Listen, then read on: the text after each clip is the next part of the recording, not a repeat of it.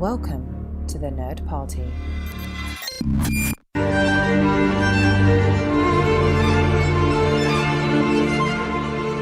Her fingers moved gently in his hair. She looked up and across the barn, and her lips came together and smiled mysteriously. You've been listening to The Grapes of Wrath by John Steinbeck. Hello and welcome to the A24 project here on the Nerd Party Network. Every 2 weeks we look at 2 movies from the A24 filmography, and in between we try and bring you an interview from the talent involved in bringing these films to the big screen. In this bumper edition, I'm joined as always by Dallas King. Hello. And this week we're joined by Clara Cook. Welcome to the show, Clara. Thank you. Hi, it's great to be here. So you are also the host of the Tales We Tell podcast, where you explore the roles of women and gender in film, television and fiction.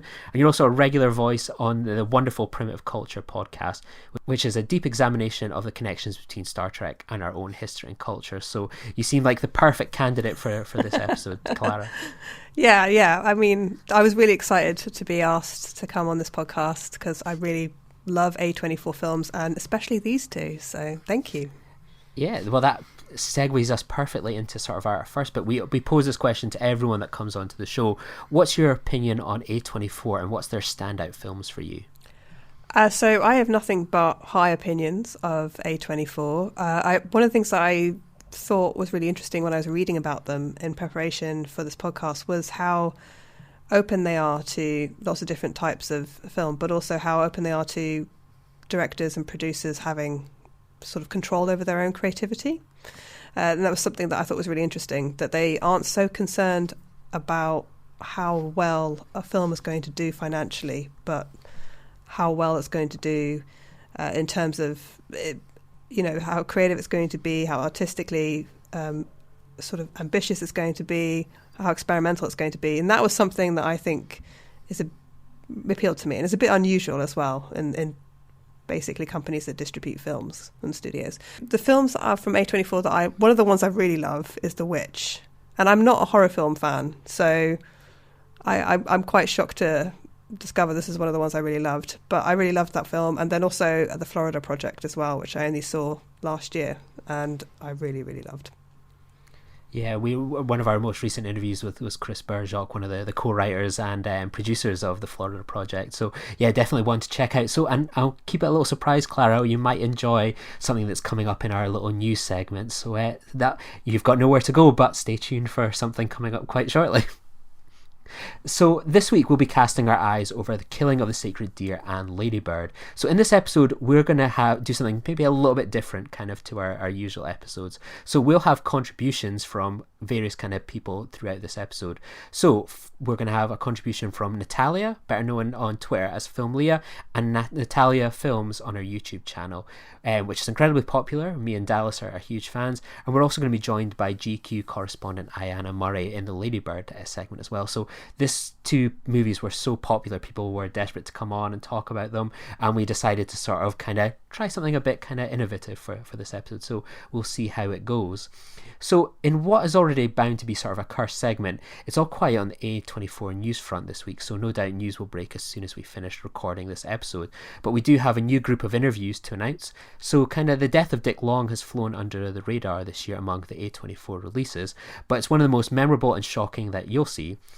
We'll have a bumper interview special dropping just before Christmas with the film's 3 leads, Michael Abbott Jr., Virginia Newcomb and Andre Hyland, so one to look forward to. So have any of you guys seen The Death of Dick Long yet? Nope, not yet. Not yet, yeah. But I'm looking forward to it.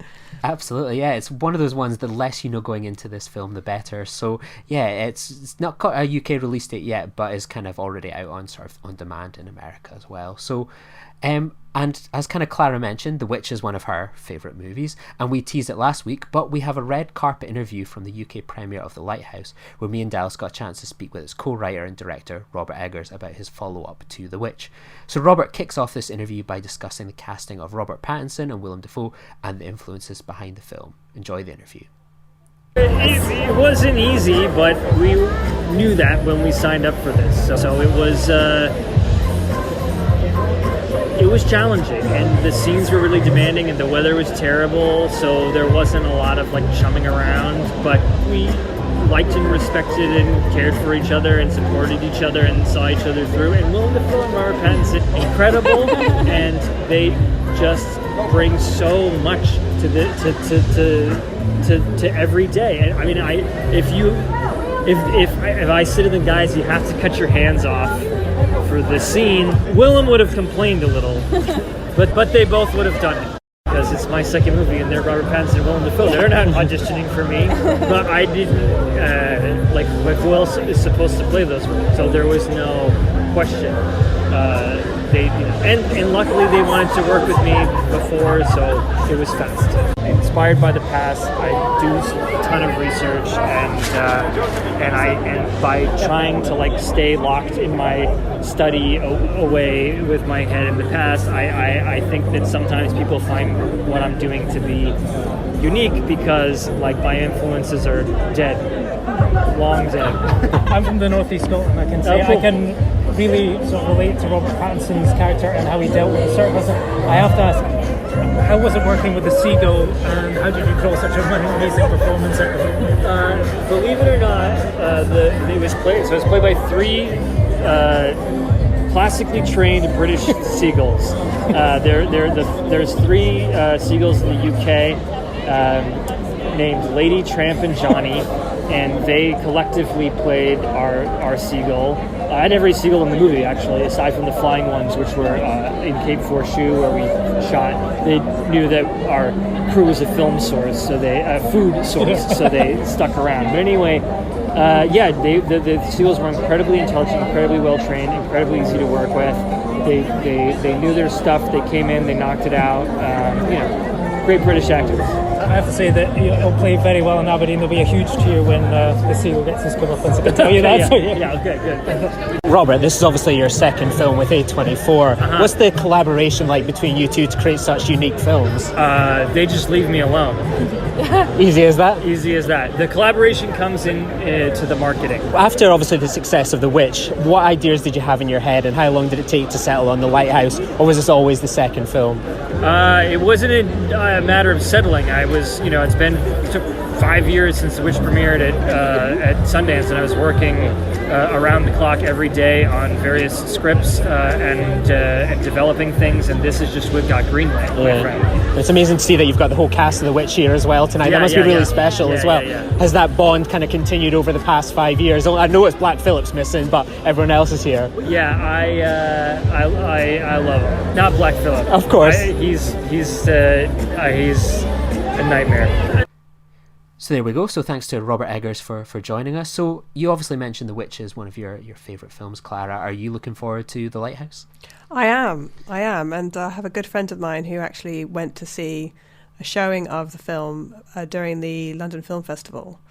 And she wrote a review, and I read the review. It was a spoiler-free review, so I don't actually know what the outcome of the story is going to be, but I'm really excited to watch it. I love sort of films where there's characters in remote locations that basically sort of their relationships break down or they start to go mad. And that was one of the reasons why I liked The Witch so much, actually, was this idea of this family unit in this very remote location, sort of kind of tormented by the strange happenings around them, but also by the sort of wilderness that they're surrounded by. So I'm really looking forward to it. Yeah, I can't wait to hear your thoughts on it. And Dallas, what was it like for yourself? I think, was this the first time you'd sort of covered a red carpet event for something as big as The Lighthouse? Yeah, no, it was my first London Film Festival red carpet, second red carpet in total. And yeah, I had to basically took my wife's advice and just be bolshy, be brash, and just get a question in, because yeah, we were right at the very end of the carpet and Robert was about to go in, but I just had to get in my question about the seagulls coming from Aberdeen and knowing how tormented we are by seagulls. I had to go with that, and yeah, I think we got a really good answer out of him for that one. And I'm very keen to see The Lighthouse play with audiences in Aberdeen, and well, to be fair, any coastal city that is plagued by seagulls, I think, are going to have very strong reactions to this film when it finally comes out. Yeah, this film's kind of currently my favourite film of the year, so it'll be interesting to see if it kind of holds up on the home stretch. But yeah, it's was fantastic to have Robert on. But next week we're going to have a full-length kind of interview, and that will be with Catherine Olivier, who plays Kayla's nemesis Kennedy in 8th grade. So here's a preview of that interview. When did you sort of get approached for 8th grade? When in sort of your career was this moment where it's like, oh, I might be in a feature film here? I started doing more film stuff when I was around 11, and I first got an audition for Kayla actually when I was like 12-ish, and then the next year when I was, that was when I was 13, and then when I was 14, I got a call for Kennedy, and I was like, oh, I know this film, like that's cool. It came around, and it happened like so fast. I had my first audition, and then like a week later I met with Bo, and then like 2 weeks later I met with Elsie and Bo, and then 2 weeks after that we started filming.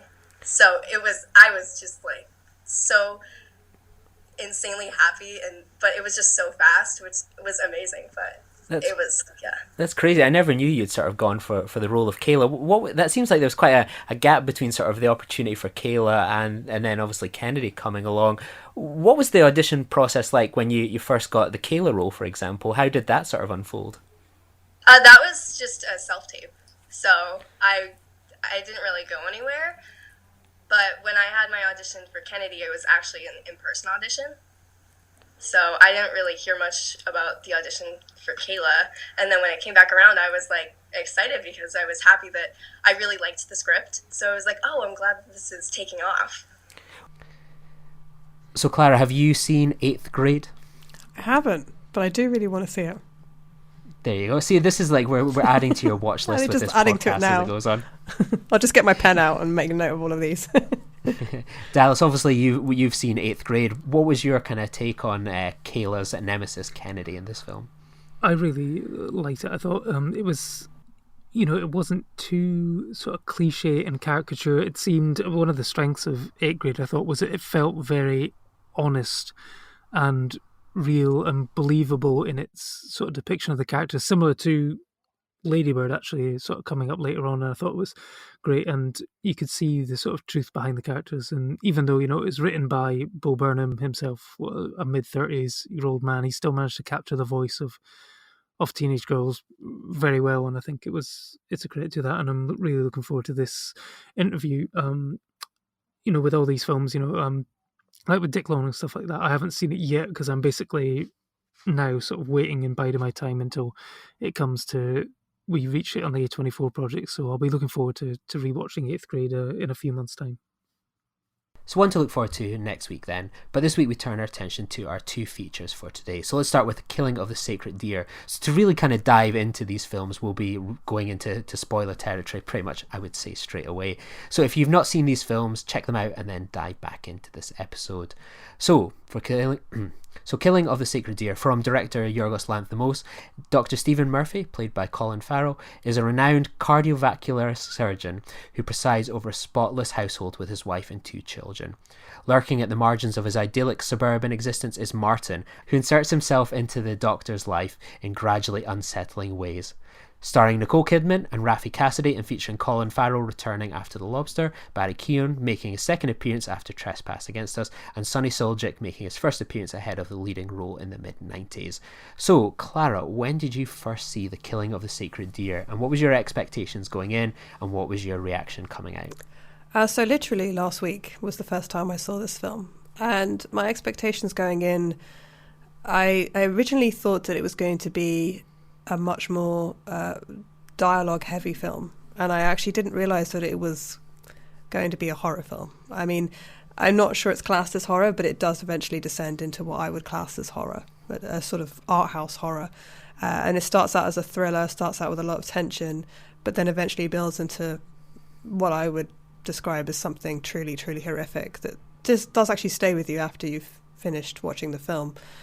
So it did sort of challenge my expectations in that way. I think also the way it was acted, the way it was shot, and the sound really got to me. I think the sound actually affected me more than some of the sort of imagery on screen.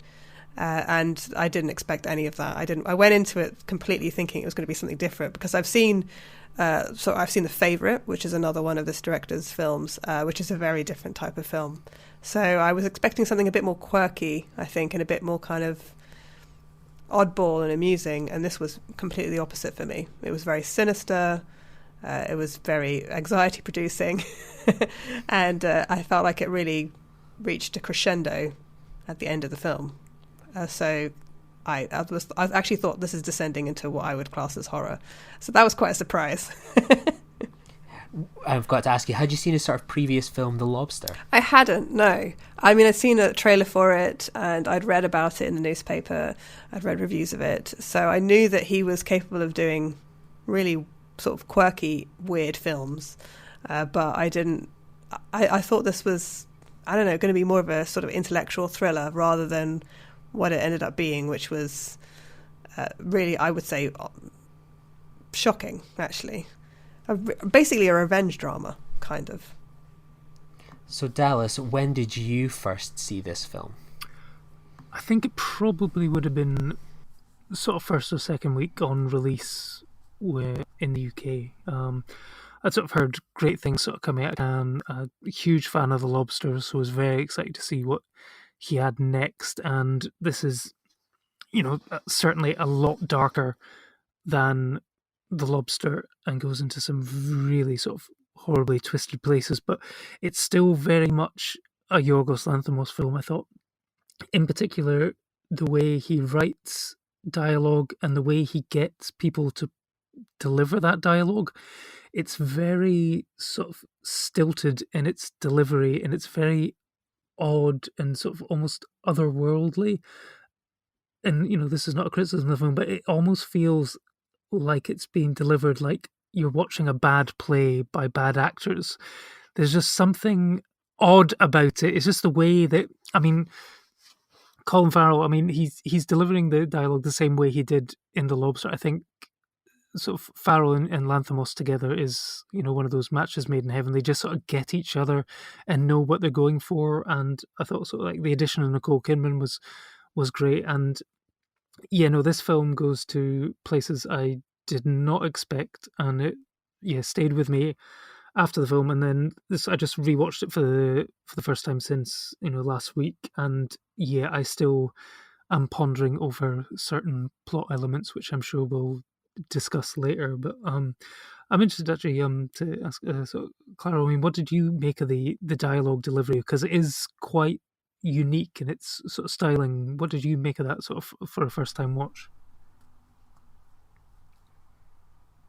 Yeah, I really enjoyed this one. It was one I was really excited going into because I'd caught The Lobster, and I was big into the trailers and marketing for this film.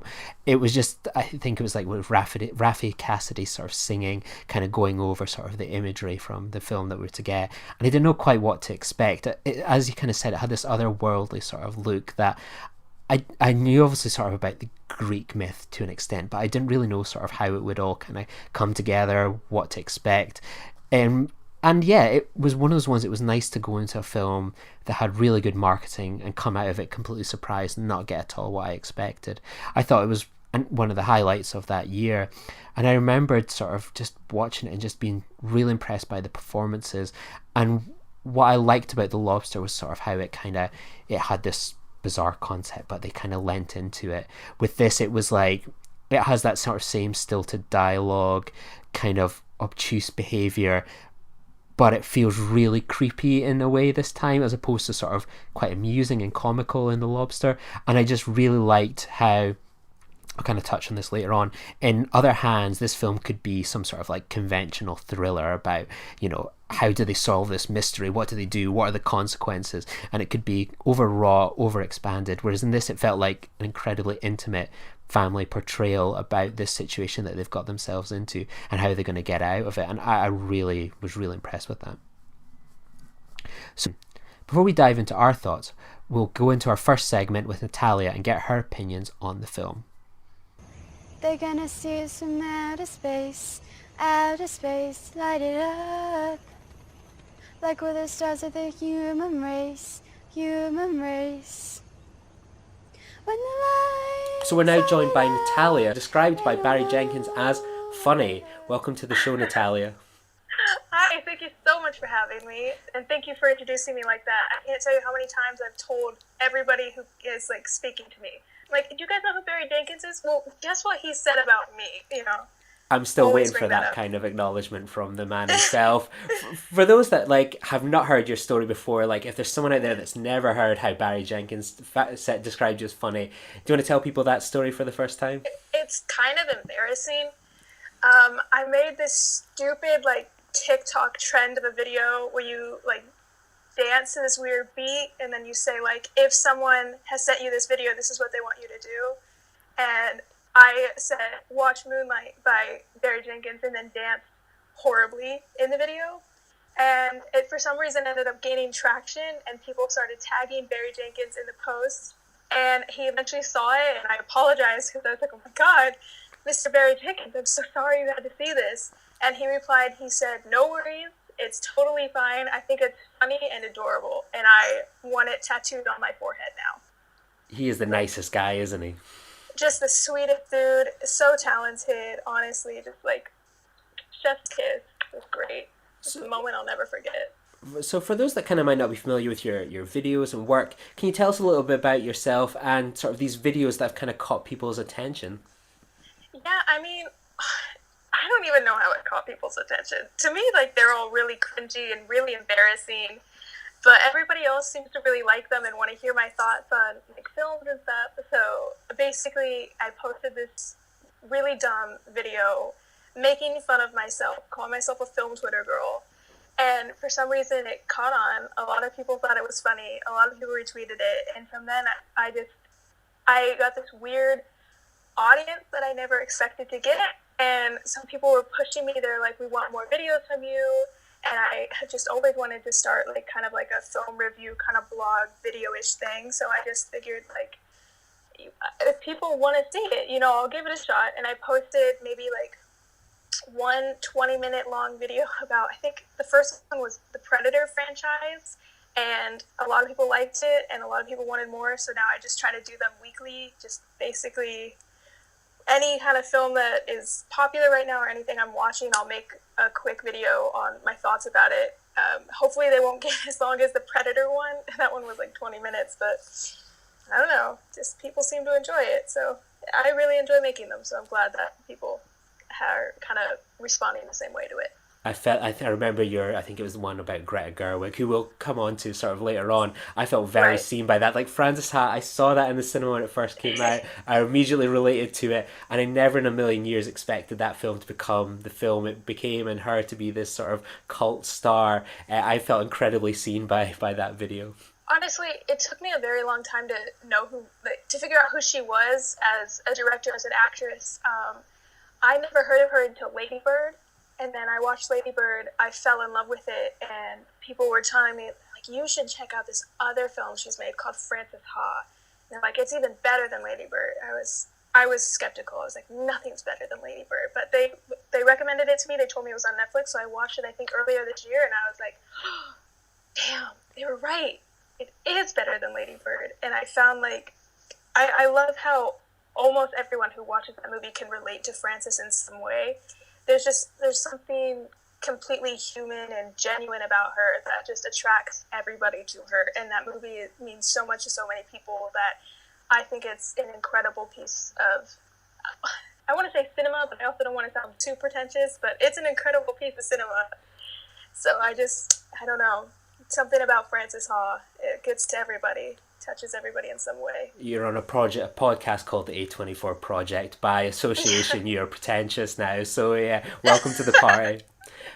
But obviously, what's your opinion on sort of A24? What are kind of some of the highlights for you, and sort of, you know, where do you think they sort of fall in kind of what they're doing just now? I don't know. It's a really big question for that. I saw this one tweet one time that said it was like Glossier for film students, and I don't know why it makes sense, but it totally does.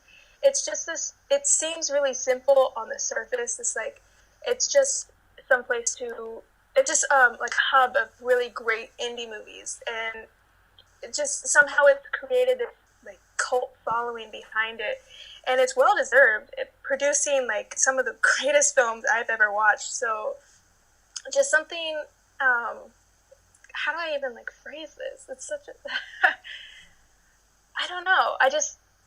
I'm trying my way to get through every single movie that they've produced or had a hand in, and they have so many, and every one that I watch, it just has this like touch of like magic almost to it that just instantly draws you in, and like it makes you want more, and there's something to connect to in every single film, and it's something different every time too, which is just, I think, fabulous. I think it's a great place for all of these beautiful pieces of film to be created, and just a great hub of them all together, if that makes any sense. Absolutely. What are the ones that have kind of stood out for you as the highlights so far?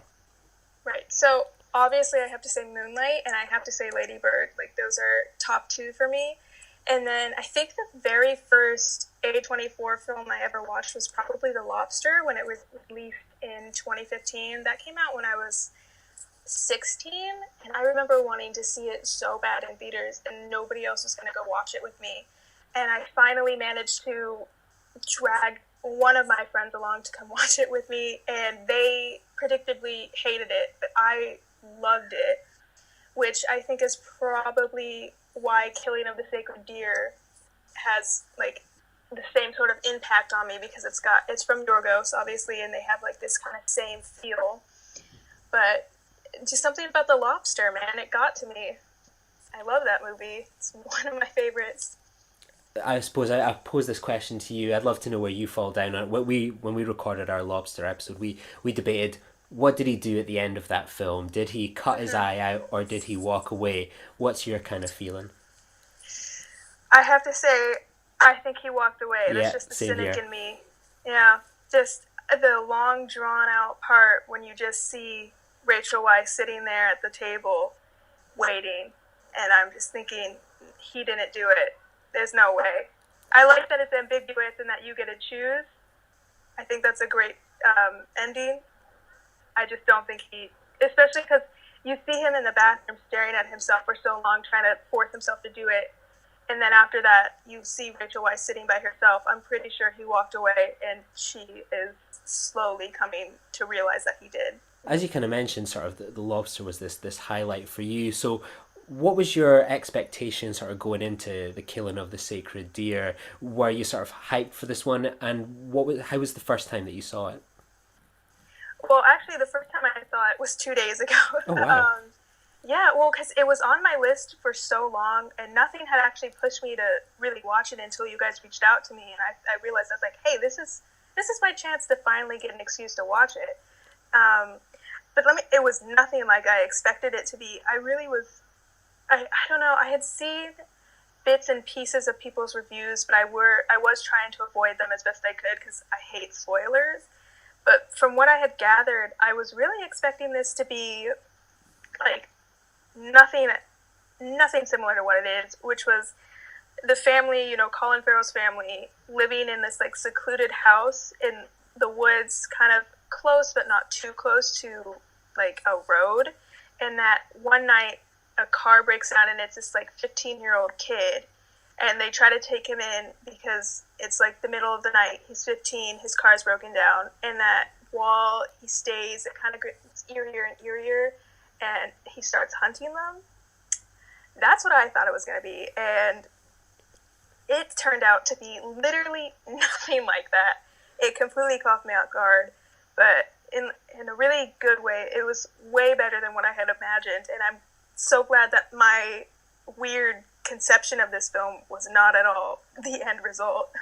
It certainly is still a weird film, kind of, nonetheless. Like, with this kind of, your expectations didn't match with perhaps the kind of the reality. I remember sort of the first time going in and watching this sort of trailer, and I didn't know what to kind of expect, and you feel like there's this mystery, and you're kind of expecting it all to sort of unravel of like, okay, so he injected them, or he did this and that, and it's that ambiguity that we got with The Lobster. Feels like they take it up to like the absolute extreme here. Oh yeah. See, the one thing I like about putting both of these films together is that in one way, The Killing of the Sacred Deer seems like it's supposed to be a lot more grounded than it actually is. Like, because, you know, The Lobster starts out and it's this weird society where it's like find love within a month, right? And or else you're going to be turned into an animal of your choice, whereas it starts off the killing of the sacred deer. It's a normal family it's a family of doctors. They've got 2 normal children. And then just as it ramps up, you realize like it's a lot more wild than The Lobster was. And they kind of give you like this weird little trick in the beginning where you think it's going to be more normal. I mean, obviously it's a Yorgos film, so it's not going to be normal, but it gives you this hint where it's going to be just a little bit more grounded in reality than it is. And then it actually comes out and it's completely different. Yeah, I think especially with like The Lobster as well, that you have this sort of humor that's in there as well, that you do have this odd kind of stilted dialogue and mannerisms, but at the same time you have that kind of comical side as well, whether it's characters like Ben Whishaw in The Lobster. That's sort of missing here, and everything just feels all the more weirder because there's not that sort of perhaps comic relief or something that just undercuts the tension and weirdness a bit. Feels like they just go all in on that element of it, and I think that really creates sort of a, you know, incredibly awkward film to watch. And I always feel when I watch it, for example, like it seems like there's barely any other additional characters in it. It just feels like it's these family, the odd appearance, but that's it. Right. I definitely got the same vibe where it's got this air of uncomfortable around it, where you're watching it and you kind of want to like, you want to run. You don't want to finish the rest of the movie, but at the same time, there's this weird sense of fascination coming from it. It's like a horrible car wreck where you're just like, I don't want to be looking at this anymore, but at the same time, I have to know what happens. And did that sort of mystery kind of keep you gripped throughout as you sort of start to see this family start to fall apart and come down with this sort of mysterious illness? Were you engaged in sort of this plot? The mystery of it definitely came into play with me, and I was really trying my hardest to figure out how Martin had infected these people, like if he had some sort of like magical ability, if it was some sort of like pagan witch thing and he cursed them, or it just was like a secret, well, not really a secret, but kind of like an unknown illness that was affecting them. And at the same time, I was wondering, I had this weird twisted idea in my head that, I forget her name, I think it was Nicole Kidman's character, that she was somehow involved in it. Because if you notice, the kids get sick pretty close to each other. And she never gets sick through the entire film, despite Martin promising that she's going to get sick. Like, oh, she's in on it. That never showed up, that never happened. But the mystery definitely entangled me inside of it, and that was really hard to try to figure it out. Yeah, that's one thing I love as well. Like, I think this film in like less sort of in more conventional hands would have sort of played to this, like, you know, it would have had sort of an explanation of like, oh, Martin did this and that, and you know, Anna might have been involved in this, whereas like it feels like it just sort of plays out and we just sort of have to accept it. And that's what I quite like about it. It sort of trusts you as an audience as opposed to sort of this like, oh yeah, like, you know, giving us more plot than we perhaps need. I really enjoy that stripped down nature of the film, and I think that's one of my kind of joys of this and The Lobster is, you know, especially with something like The Lobster, you could probably imagine a whole film where it's like, well, this is how it all works and this is what's behind the door, in terms of just like, well, this is the world, you just have to kind of go along with it. Yeah, they give the audience a lot more trust than other filmmakers would, and they don't explicitly say everything that happens because they figure it doesn't really matter. It has nothing to do with the plot. The plot isn't how he got the kids sick. The plot is that the kids are sick, and the only way to fix them is to kill one of them. So I do like that from Yorgos, is not giving an unnecessary explanation despite like how much I wanted it. It just, at the end of the day, it doesn't matter. That's not the point of the film.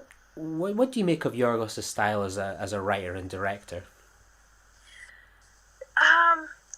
I really like it when directors they have this specific niche that they fit into, and they have this, I don't know how to describe it, something that is uniquely theirs in terms of storytelling and filmmaking. So one thing that I love about Yorgos is that he's got that same kind of, he's got this like almost awkward, uncomfortable, stilted, stoic way of having his characters speak dialogue, but it doesn't take anything out of the movie, and it doesn't force you out of it. In fact, like maybe when you start, you seem like, oh, they kind of talk weird, but at the end of it, you don't even notice how they talk anymore. That's just how these characters in these movies speak to one another. And I think it's a weird thing for me to fixate on, but I love that the dialogue, I love the way it's worded, I love the way that Yorgos directs the actors and how they take it into their own hands and how they speak with it. Just something about that dialogue, man, it gets me. And I think Colin Farrell continues sort of like his trend with The Lobster of really nailing that style. I mean, sort of him and Nicole Kidman are the established actors in this film. What did you make of their performances? Obviously, Nicole Kidman a bit newer to sort of the Yorgos style. Nicole definitely stood out for me.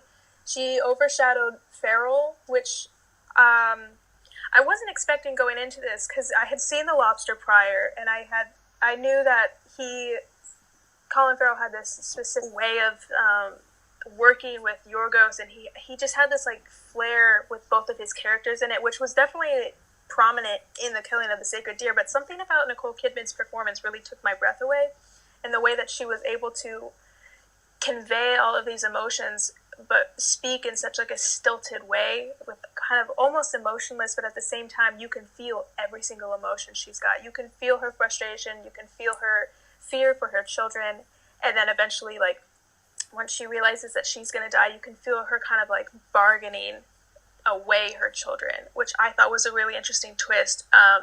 Not really a twist, but a really interesting character arc there. And I like the dynamic between both of them as husband and wife. And for me, I think one of the stars of this film, and a real kind of breakout performance, is sort of Barry Keoghan.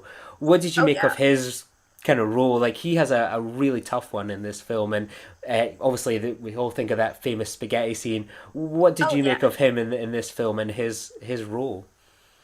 He does such a great job of coming across as this kind of like scrawny, skimpy, loser-like kid who at first you don't think too much about, and then later he's kind of almost, I want to say like godlike, and he seems way more confident, but at the same time he's still got like that losery type to him.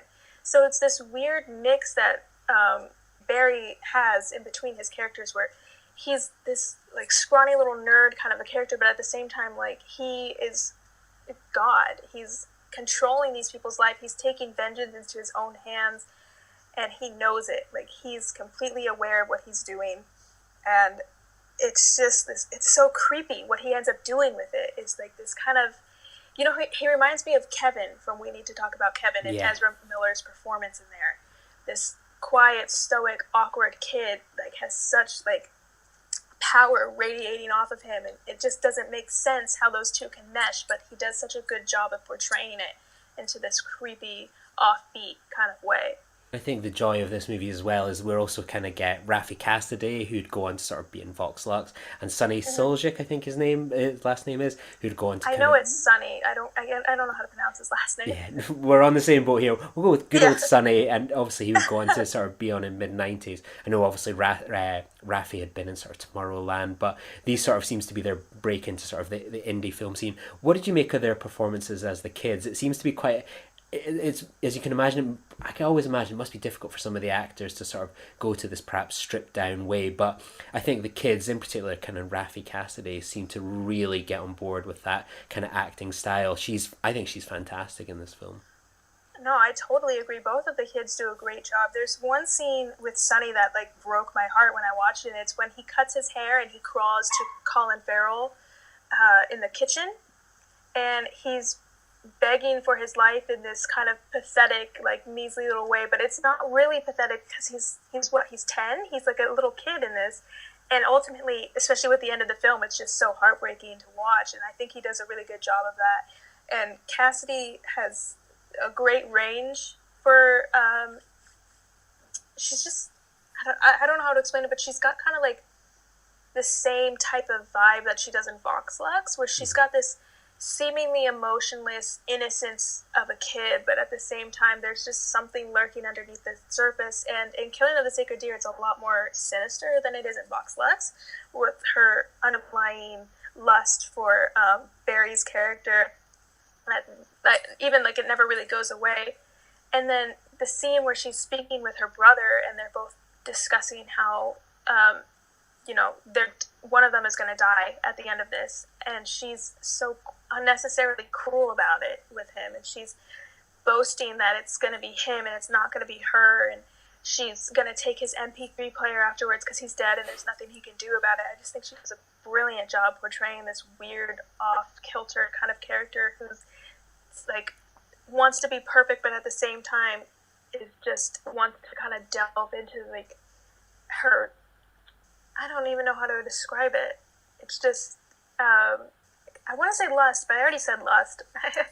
I don't like to reuse words, but she's just, I don't know, takes my breath away watching her performance. Absolutely. I think between this and sort of Vox Lux, she just seems to be one of these stars that I kind of want to see her in anything that she does now, and I feel quite glad. Like I think she was just in a film the other day. I was just down in the London Film Festival called The Other Lamb, which has got some really good reviews, but I completely missed out on seeing that one. So she seems like someone that seems to be picking the right projects at the moment. So her performances in sort of Vox Lux really blew me away, and it was so good to go back and revisit The Killing of the Sacred Deer and sort of see the film that probably got her the part. That's another thing I liked about her in Vox Lux is that she plays two different characters. She plays the mother and then the daughter later, and she does with the subtlest acting.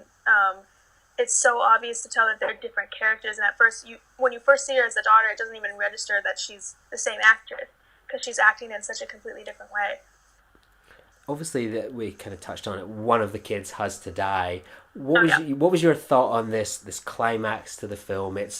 They're spinning around with the gun and taking pot shots. Did you sort of expect the film to go in that direction, or do you always expect something to kind of swoop in, save the day, and this family were going to live happily ever after, or did you expect tragedy to come along?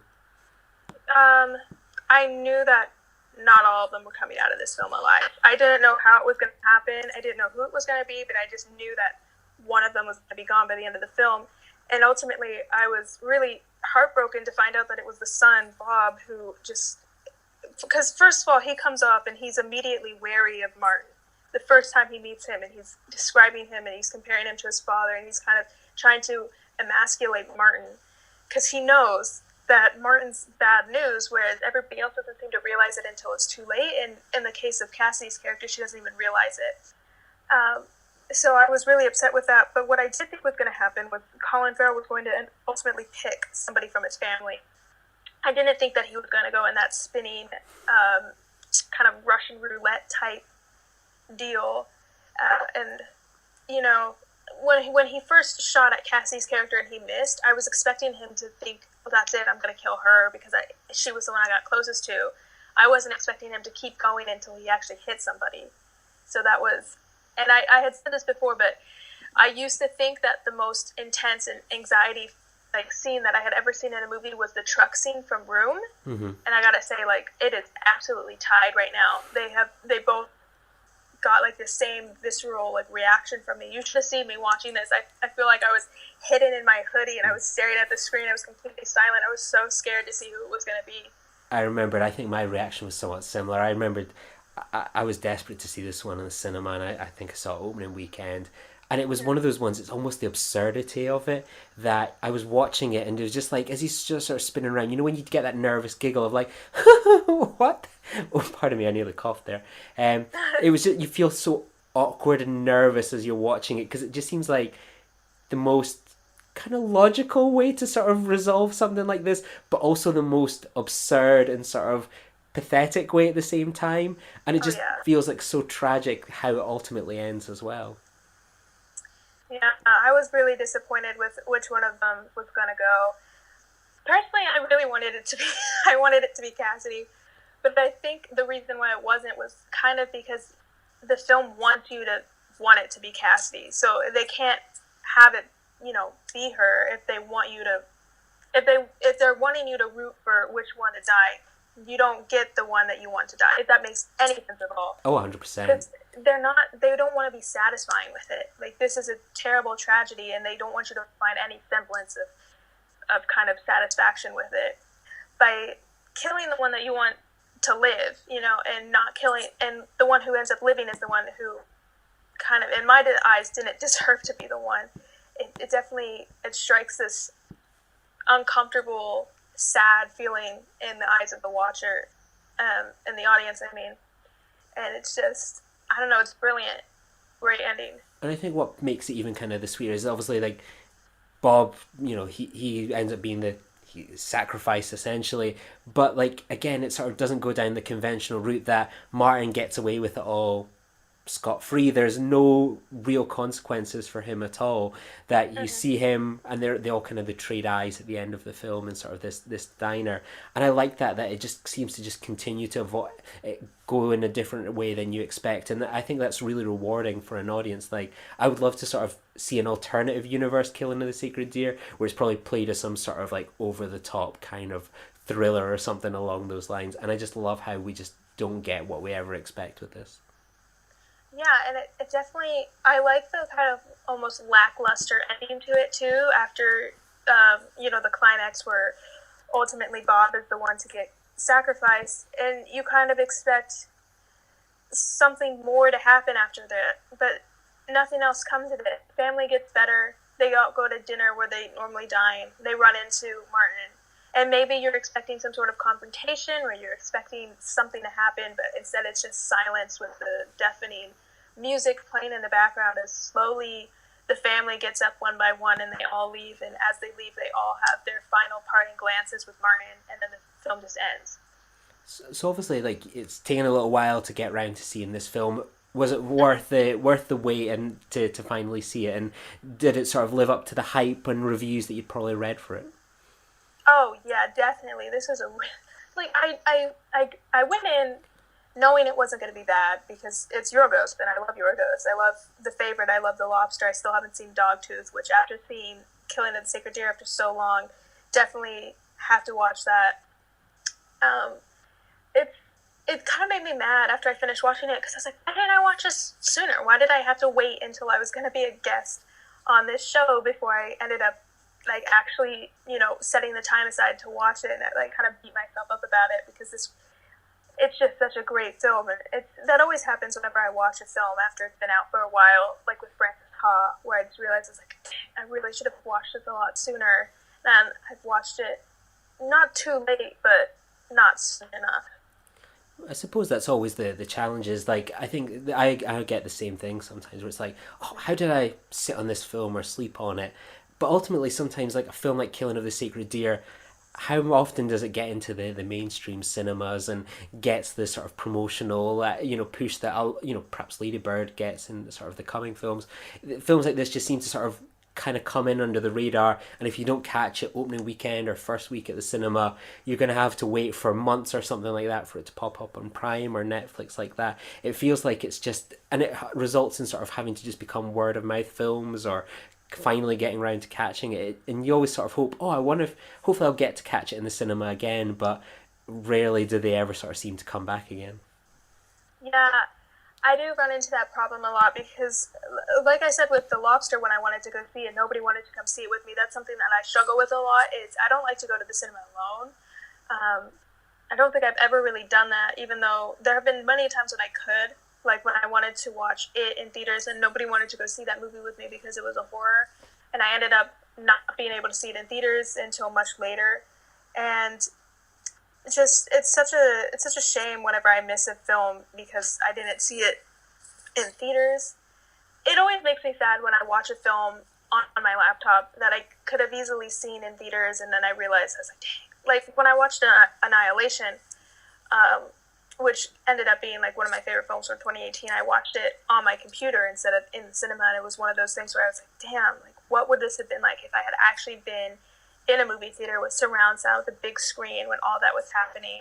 And it definitely, that didn't escape my mind when I was watching The Killing of the Sacred Deer, just what it would have been like watching this in the theater. If it makes you feel any better, Annihilation never got a cinema release here in the UK. It went straight to Netflix here. We got absolutely screwed over. Oh no. Well, it does make me feel a little bit better. So have you got any kind of final thoughts on The Killing of the Sacred Deer?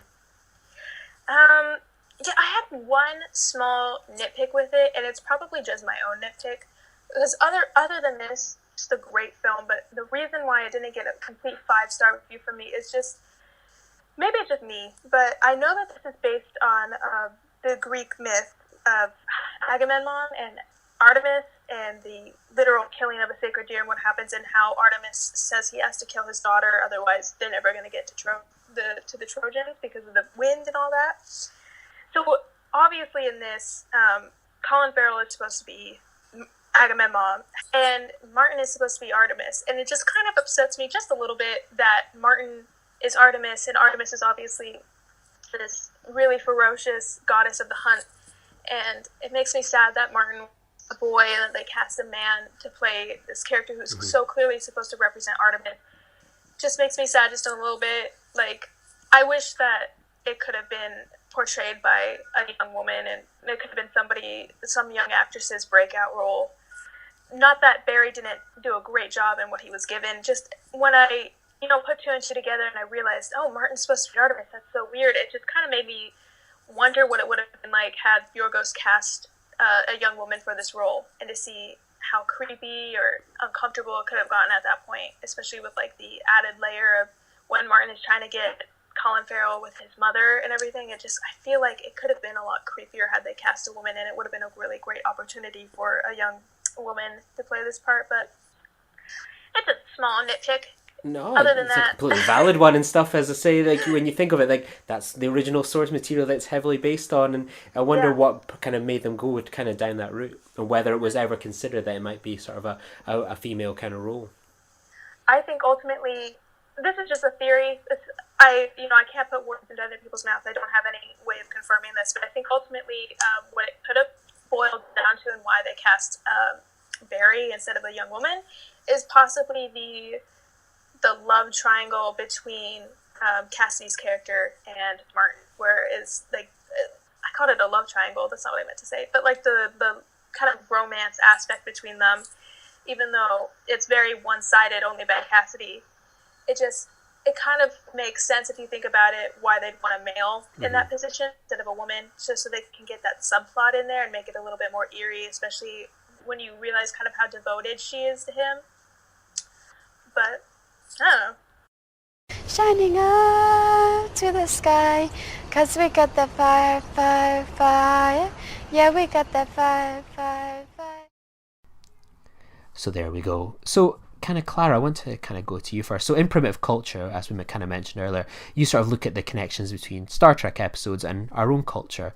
What did you sort of make of the connections between the killing of the sacred deer, the film, and sort of Greek mythology? For those listening at home, in the myth, as made famous by, and I'm going to butcher the names here, Euripides and Rancin, the sacred deer is killed by Agamemnon, causing offence to the goddess Artemis and necessitating the sacrifice of the king's daughter Iphigenia. So I have probably butchered every Greek name there, and I am so sorry. But yeah, you can kind of get the you can kind of get the gist there. So what did you sort of make of the connections between the film and kind of Greek mythology, Clara? Yeah, so there's some very clear connections. The first one is the title, The Killing of a Sacred Deer, and that refers to, I would assume, the killing of Artemis's sacred deer by Agamemnon when he was hunting, which incurs the wrath of Artemis, who is the goddess of hunting. She's also the goddess of purity and virginity, and Iphigenia, it's Iphigenia. But I must say, we don't know how the ancient Greeks pronounced their names. We can guess, but we don't have any recordings of ancient Greeks, so they could have pronounced it like you, Lee, don't worry. But so the Iphigenia is actually a virgin. So in a way, the daughter in this film is kind of similar to Iphigenia in the sense that she has there's a scene, where she's basically laying herself open to the boy, like she can have sex with him, and he chooses not to. She's sort of like the pure kind of daughter character of the myth. I mean, one of the main things that's interesting about the myth is that Agamemnon is forced to choose between sacrificing his daughter and going to Troy to wage a war, or to stay home and to marry his daughter and not sacrifice her and never go to war. So in a way, this in the film is an impossible choice. He has no choice. He's already committed the crime, which is the killing of the sacred deer, the father of this boy. He has to sacrifice one of his children or one of his family members, his wife. In the Greek myth, he has to pay a price, but he could also choose to sacrifice something else to the goddess and not go to war. So really, he's sacrificing his daughter because he's making a choice that he wants to go wage a war against Troy. So in a way, in the Greek myth, it's not as an impossible choice as it is in the film. In the film, it's more of an impossible position. It's actually kind of more Old Testament, you know. It's like an eye for an eye type of story, whereas in the mythology, you're supposed to think that he still has an element of choice there, and there is Agamemnon does have a wife who doesn't realize her daughter's going to be sacrificed, and in the film, it's a very different situation. The wife of the surgeon is almost advocating that he make a decision. You know, she's sort of saying we can't just ignore this as happening. Whereas in the mythology, Agamemnon's wife is really very, she doesn't know what's going to happen to her daughter until the very end, when her daughter's actually being sacrificed. So there are like differences, but it's definitely rooted in Greek mythology. And I think it's this idea of hubristic male pride that's in the film, but also in a lot of Greek mythology. The idea is that your pride is what's your downfall, basically. Trying to be bigger and trying to reach too far beyond your station in life. You know, killing the goddess's sacred deer, or in the case of the film, you know, performing an operation while drunk. You know, sort of thinking that you're godlike. And there is something godlike about surgeons in the medical field. So there's this idea of this sort of hubristic male pride that is in both genres. I wonder as well, kind of thinking of there, that as you say this, you know, these doctors, the hubris. I mean, the film opens with live footage of heart surgery. That's not a, you know, cow's heart or anything at all like that. We get to open the film immediately with this, you know, open heart surgery. What was it for yourself, as someone that kind of looks deeply into sort of these connections and themes? Did you sort of see them running throughout the film, and do you think it kind of did the myth justice? I mean, definitely. I think one of the things that, you know, the open heart, you're right, it's a human heart, but you know, organs were definitely something that was sacrificed to the gods. The organs were important of a sacrificial animal. They would be for the gods, you know. So the heart is definitely a very symbolic image right at the beginning of the film. And one of the things I thought was really interesting was they start with this kind of uncontrollable organ beating away, you know, the human heart, which it just seems messy and bloody and actually quite unclinical. And then they kind of cut to the rest of the story in the beginning, which is this very ordered life of this family. And I actually liked the way the dialogue was delivered. It was unusual at first, but I liked the way it was stilted and clipped. You know, like they had this ordered way of living.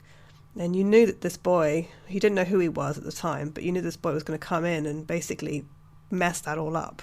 And in a way, you kind of want to see that messed up. You want to see this family descend into chaos. It's awful, but you're kind of hankering for it halfway through the movie. And it's a bit like that with Greek myths or tragic ancient Greek plays. You want to see the hero fall. You want to see the sort of, it's tragedy. And so you want to see something tragic happen. You're waiting for the real chaos to start. I actually think ancient Greek audiences probably loved watching Agamemnon, you know, debate whether or not he should execute his sister. Not sister, sorry. He should sacrifice his daughter. He probably did execute his sister too, let's be honest. Yeah. But, you know, it's that chaos that is part of the story that everybody's waiting for. What about yourself, Dallas? What did you sort of make of the Greek connections to this film? I'm clearly well up on my Euripides and read a lot of Greek myths, but I wasn't too familiar with this one. But watching the film and then sort of realising it was based on a Greek myth, I did read up on it, and I could see it was interesting. Sort of Natalia's point about, I find it quite interesting that, you know, with the Artemis in Greek myths sort of being a sort of female goddess, you've got she was saying that she was interested that the Martin character wasn't a woman, and it was an interesting choice because, you know, if it had been a sort of teenage girl that he was having this sort of strange relationship with, I guess it might have maybe seen a bit more obvious, like, oh well, he's maybe having an affair with her or something. By having it as a sort of teenage boy, it adds an extra level of sort of mystery to it and almost makes it even slightly more insidious and creepy. And I thought that was an interesting choice by Lanthimos, and one that worked really well. And I mean, it's not the first time that I've sort of seen it. I mean, the Greek mythic kind, that this one particularly sort of actually, I know this is spoiling Game of Thrones for anyone, but it's like 2 or 3 series ago. So it was like Stannis Baratheon sacrifices his own daughter to the gods and whatever in order to basically help him out in battle and stuff like that. So, you know, just sort of seeing that, it reminded me of when I watched Killing of the Sacred Deer and stuff. So it's, you know, Greek myths are always recycled time and time again, just like all the great stories. And, you know, just the thing about, you know, these surgeons who believe they're better than God and stuff like that. It reminds me of a sort of Roman quote and from The Dark Knight, where it's, you know, you either die a hero or live long enough to see yourself become the villain. And that's potentially sort of what Colin Farrell's character goes through when he's sort of having to make this sort of, like you say, impossible choice at the end, where he's got to sacrifice one of his own family in order to protect the other ones. And, you know, how will it affect the family dynamic going on in the future? One of those things that Clara touched on was the dialogue, the delivery, the acting style. As I kind of touched on earlier, where sort of The Lobster lent into the absurdity of the premise at the time. This is very much a sort of black comedy to an extent, but with what feels like a ruthless angle. And it feels like through the whole time it's there to unsettle, not to amuse. What was your kind of take on the performances and the setup of this film, Dallas? I mean, I thought Colin Farrell was excellent as well. He's an actor that I didn't rate when he sort of first arrived on the scene. He was sort of almost sort of pigeonholed into these sort of, you know, SWAT style, you know, action movies and things like that. But you know, I did like him in Minority Report, and then it was in Bruges that I really realised his potential as a sort of tragic comic actor, and it was those skills which really worked in The Lobster. And yeah, he's found a director in Lanthimos that he just sort of, it's almost sort of like second nature as well. But I mean, it was, Barry Keoghan was I wouldn't say a revelation for me, because this was actually the first time that I'd seen him. You know, the next time he sort of popped up on my radar was, of course, as poor little Georgie in Dunkirk. But you know, I didn't realize he was really sort of British and stuff like that. I thought he was an American kid. And I mean, I think certainly from what other people have said in this film, I don't think anyone will ever eat spaghetti bolognese the same way after seeing him eat in this film. And I just thought there's just something so unsettling and creepy. It's possibly in a sort of similar way to sort of that breakout performance from Ezra Miller in sort of We Need to Talk About Kevin. He's like, seems completely normal, but there's just something not right about him underneath the surface. And I think that's what sort of it really sort of helped sell the mystery and the intrigue for me on that one. We obviously touched on Colin Farrell's kind of casting there. What did you make of the cast here, Clara? Was you kind of coming new to some of these actors, sort of perhaps like the kids, or, you know, what was your kind of feeling on the casting choices? I thought they were all brilliant. I think that all the child actors I hadn't seen before. Barry Keoghan did actually look familiar to me, but I can't recall what I would have seen him in. And I agree with Dallas. Like, he starts out as quite a sort of background character almost. Like, you know, you don't really notice him much at first. And the way they film him initially as well, they never really film his face, you know. So he's kind of filmed from the side, or the camera shot is sort of further away from the characters. So you're trying to judge his reaction. You're not really kind of seeing his reaction to things, and he's almost kind of irritating. And as the film goes on, he slowly becomes more and more sinister till sort of towards the end, he's the person who's in complete power of the situation. Like, he's the person in position of power. Like, he's become the king almost. And I thought he did that exceptionally well with, you know, not always a huge amount of dialogue. So another actress that I thought was really good in the film was the daughter, Raffi Cassidy. I thought she was brilliant. I thought she was really, really good. And especially the bit in the film where she's begging her father. And, you know, you're trying to figure out whether or not she's actually really trying to be self-sacrificing, or whether she's trying to curry favour with her father so he'll not choose to sacrifice her. But she was really good. I thought that And she did a very good job at singing as well. Then I've got a film for you. Have you ever seen Vox Lux? No, but it's on Netflix now, I believe. It is best film of 2018, and Rafe Cassidy plays not one but two roles in it and sings even more. So if you're a fan of The Killing the Sacred Deer and you love her singing, then check out Vox Lux if you haven't. I'll definitely take a look. I can second that recommendation. And obviously Nicole Kidman and Colin Farrell as well. What did you make of sort of the leading actors in this one? Really, really good. Colin Farrell he delivered his lines in that very sort of clipped, straight way that everyone else does, but he seemed to have this sort of tension simmering underneath, especially as the film went on. I actually found watching him kind of nerve-wracking. I wasn't sure what he was going to do. I wasn't sure how he was going to react as he starts to get more and more desperate. He seems relatively calm on the outside, but you can see there's this turmoil going on inside him. Nicole Kidman she's always good in everything I've seen her in. And even though she's incredibly famous, because she's really acting and she's really she's really talented in her profession, I often forget it's Nicole Kidman, which is unusual when you have such a famous actress who's been in so many things. It's very easy to remember that that's somebody famous, and think of them as that actor rather than the character. But I instantly forget who she is. And I felt like her reactions, she seemed to be like the only sensible one. I think as things got more and more like crazy, her character seemed to be, within reason, because obviously it's an unusual situation, but she seemed to be perhaps maybe the more rational one. And I sort of felt like she did a really good job of remaining calm while sort of everything else around her kind of falls apart. One of the things I loved about Barry Keenan's performance as well was sort of he plays off incredibly well against sort of that stilted, clipped dialogue where if everything is precision with these other characters, he is menacing, kind of camp, and it's quite interesting to sort of watch him play off them, even though, as you say, sort of with this spaghetti that he eats in such a way which kind of is, against what we're kind of getting with everyone else in this film. And it's sort of that, I think you kind of mentioned earlier, that sort of Joker kind of vibe. It's just that he is there to mess everything up. He is the standout kind of character here. I just thought he was a really impressive nemesis, and a very unexpected one as well. For someone so young to deliver a performance like this, I really loved it. Dallas, what about yourself? What did you make of sort of the casting of the film?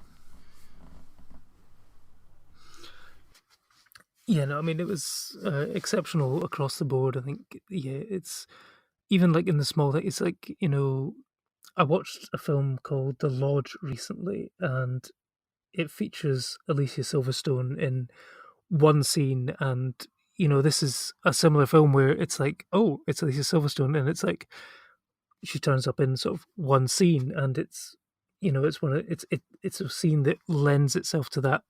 It leans into the absurdity of this sort of thing, this really sort of awkward sort of dinner followed by a failed sort of seduction thing. And when I was at the London Film Festival seeing The Lodge, they were talking about casting her. The directors were talking about casting her and saying that she loves these small independent films and stuff, and she would like to do more of them, but people don't ask her because they just assume that they just know her from as Cher and Clueless and stuff like that. And then, but she really sort of is keen on these things. And I thought she made a really good impression on this. And I would really like to see more of her in this kind of sort of dark, twisted sort of roles. And I think, it's the kind of thing that, the kids as well, I thought were fantastic. And to the point where, I think we can discuss this later on about,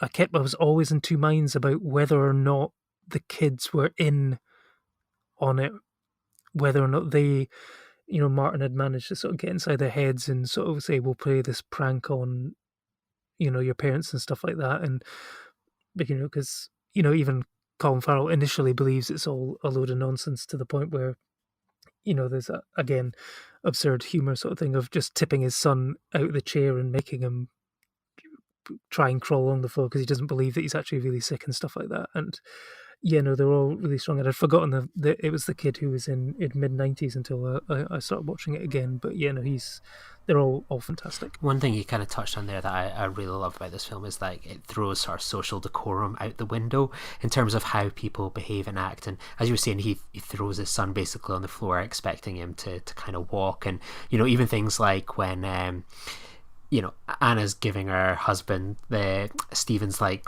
doctor colleague, like a hand job in exchange for information.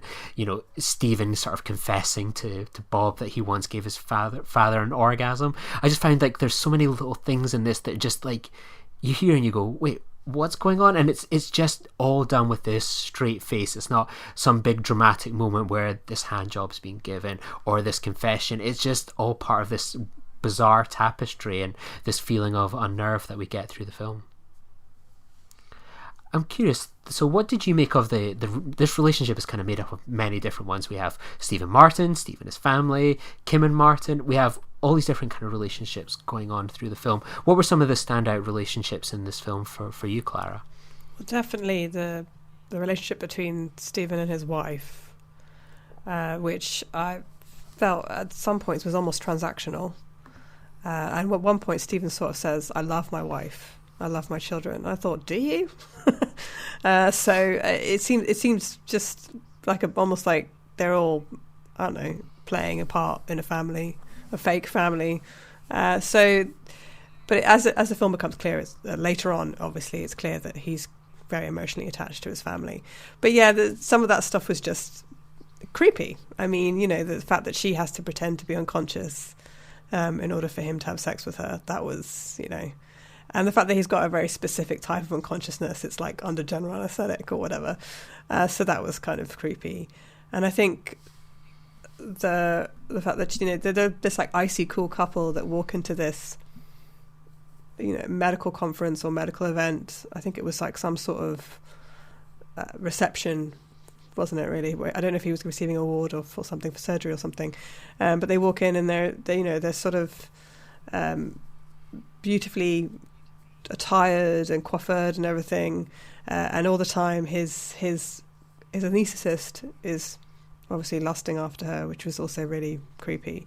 But I thought there was a very funny moment where she sort of says, you know, we should be leaving because you've got surgery in the morning and you need to go to bed, and they're going to leave quite early in the evening before everyone else because he has to go to do surgery, and then they tell the anaesthetist to leave, like, you should also be leaving. They're like parents, you know, to everyone around them. They're like bosses, managers, you know, they basically are sort of dictating everyone's behaviour. So I actually felt like Stephen was quite controlling. He's controlling with his children, he's controlling with his wife, and he wants to control Martin. But the whole thing's ironic, really, because he was out of control when he was operating on Martin's father, which is what's created this whole problem, this whole sort of revenge. So I thought that was quite interesting, that he's seeking to control the people in his life, and his children are secretly underneath it, trying to break away from his control. Even before Martin comes on the scene, the boy doesn't water the plants. You know, the girl's sort of doing things that she shouldn't be doing, or she's perhaps maybe a little bit more well behaved, but she's also sort of kind of everybody's kind of distancing themselves and moving away from his control. So it's really about his ordered life kind of falling apart. But it's all a facade, because his life was never ordered, really, because he was an alcoholic and operating on people at the same time. What about for yourself, Dallas? What did you make of the relationship dynamics within this film? I find it interesting that, you know, it's like you say, it's like this sort of illusion of control, how he's got everything sort of ordered just the way he wants it, but, you know, there is this rebellion, you know, like, say, from his kids. You know, the son doesn't want to cut his hair and stuff like that, and then it's like he also doesn't really know his kids, I think, as well, because, you know, there's that scene where he's trying to make a decision about which one to sacrifice, and he ends up going to school and asking, like, the headmaster, you know, which one is better academically and stuff. You know, it's basically, he's not doing it with emotion, he's doing it, you know, with his head. He's trying to work out which is the best option in the long run, you know, you know, who's going to be the better child in the future? You know, I'll save that one and stuff like that. So he's not doing it with his heart; he's doing it with his head, and that's how, you know, he seems to have controlled all his life. And you can see the sort of cracks appear when there's that wonderful scene where it's like, you know, oh, what are we going to do? And then he's like, oh, I don't know, we'll just get a couple of frogs and a couple of pubes and stuff like that. Oh no, wait, you don't have any anymore, do you? And then he's raking around the kitchen trying to find pubes and stuff in order to sacrifice. And then it all comes to a head when he basically kidnaps Martin and is trying to basically beat him into submission. And then, you know, Martin just basically bites his own arm and basically says, look, I'm the one in charge here. And it's like, that's the moment, I think, when Stephen is that, yeah, he is not in control of his or his family's fate. So I think it all stems around from this man just losing control over the course of 2 hours. One thing, like as you were saying, you were touched on there, where like he kidnaps Martin, tries to beat out this information out of him. What I love about this film is the ambiguity. There is no answer to how the family have ended up in this situation and what is causing them to sort of be on the brink of death. That Martin can sort of carry out these acts and sort of be protected in a way. That it's not one of these movies that I can imagine in another hands it would be like, right, there's a race against time to find the cure. How has he done this to the family? Were they spiked? Were they poisoned? You know, as you were saying, did the kids involve it? You know, it would make it some sort of huge, explosive, over the top sort of drama, whereas this sort of goes to, you know, isolates the family, makes it a problem that, you know, you can imagine ones where it's like, I'm sure we've seen it in loads of dramas and so on, where it's like, right, they're all in the hospital and everyone's pacing up and down. There's montages of, right, we're going to try this solution. Will that kind of cure them?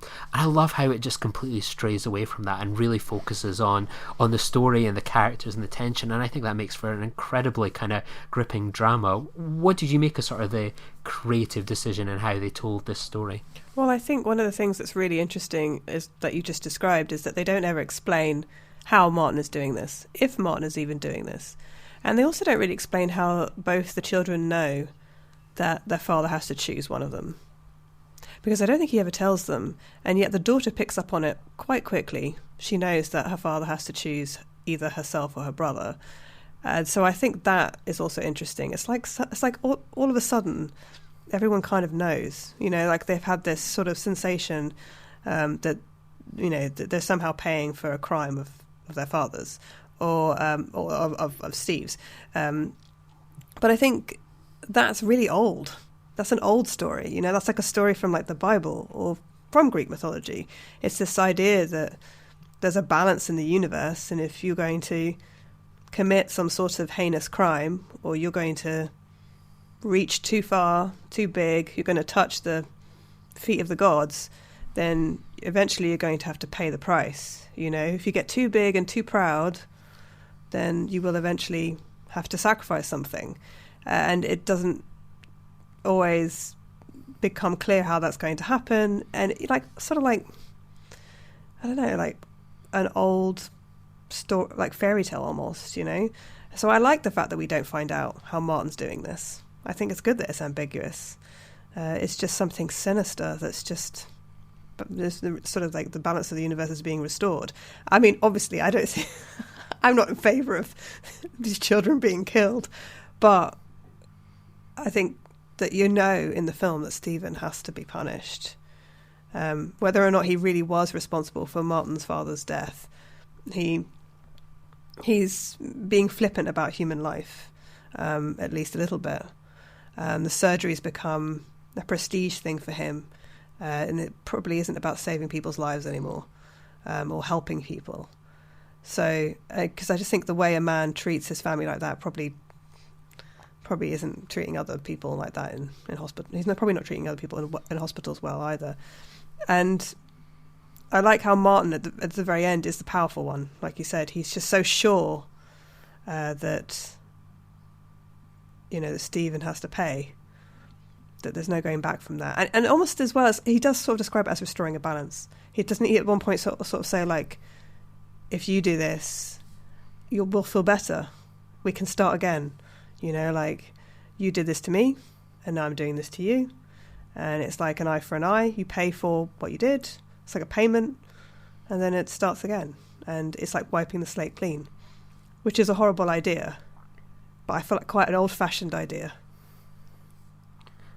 What about yourself, Dallas? What did you make of how this story was told? I also sort of love the ambiguity of it all, where you're not told how it's happening or who's in on it, and yeah, like I say, I've gone back and forth on it on a second viewing as to who, if any, of the family were actually in on it with Martin or whatever, and it's almost like, you know, the punishment was sort of like a last resort for Martin, because, you know, you've got this whole thing where basically he invites Stephen over, and it's like he basically wants him almost to be like a new father figure. You know, he says, you know, his mum really likes him, she loves his perfect hands and stuff like that, and basically, you know, if he had slept with his mum and had an affair, whatever, you can also imagine that would have been enough for Martin. But when he sort of spurns those advances or whatever, he has to put in this other plan, and yeah, we're never going to know. I don't think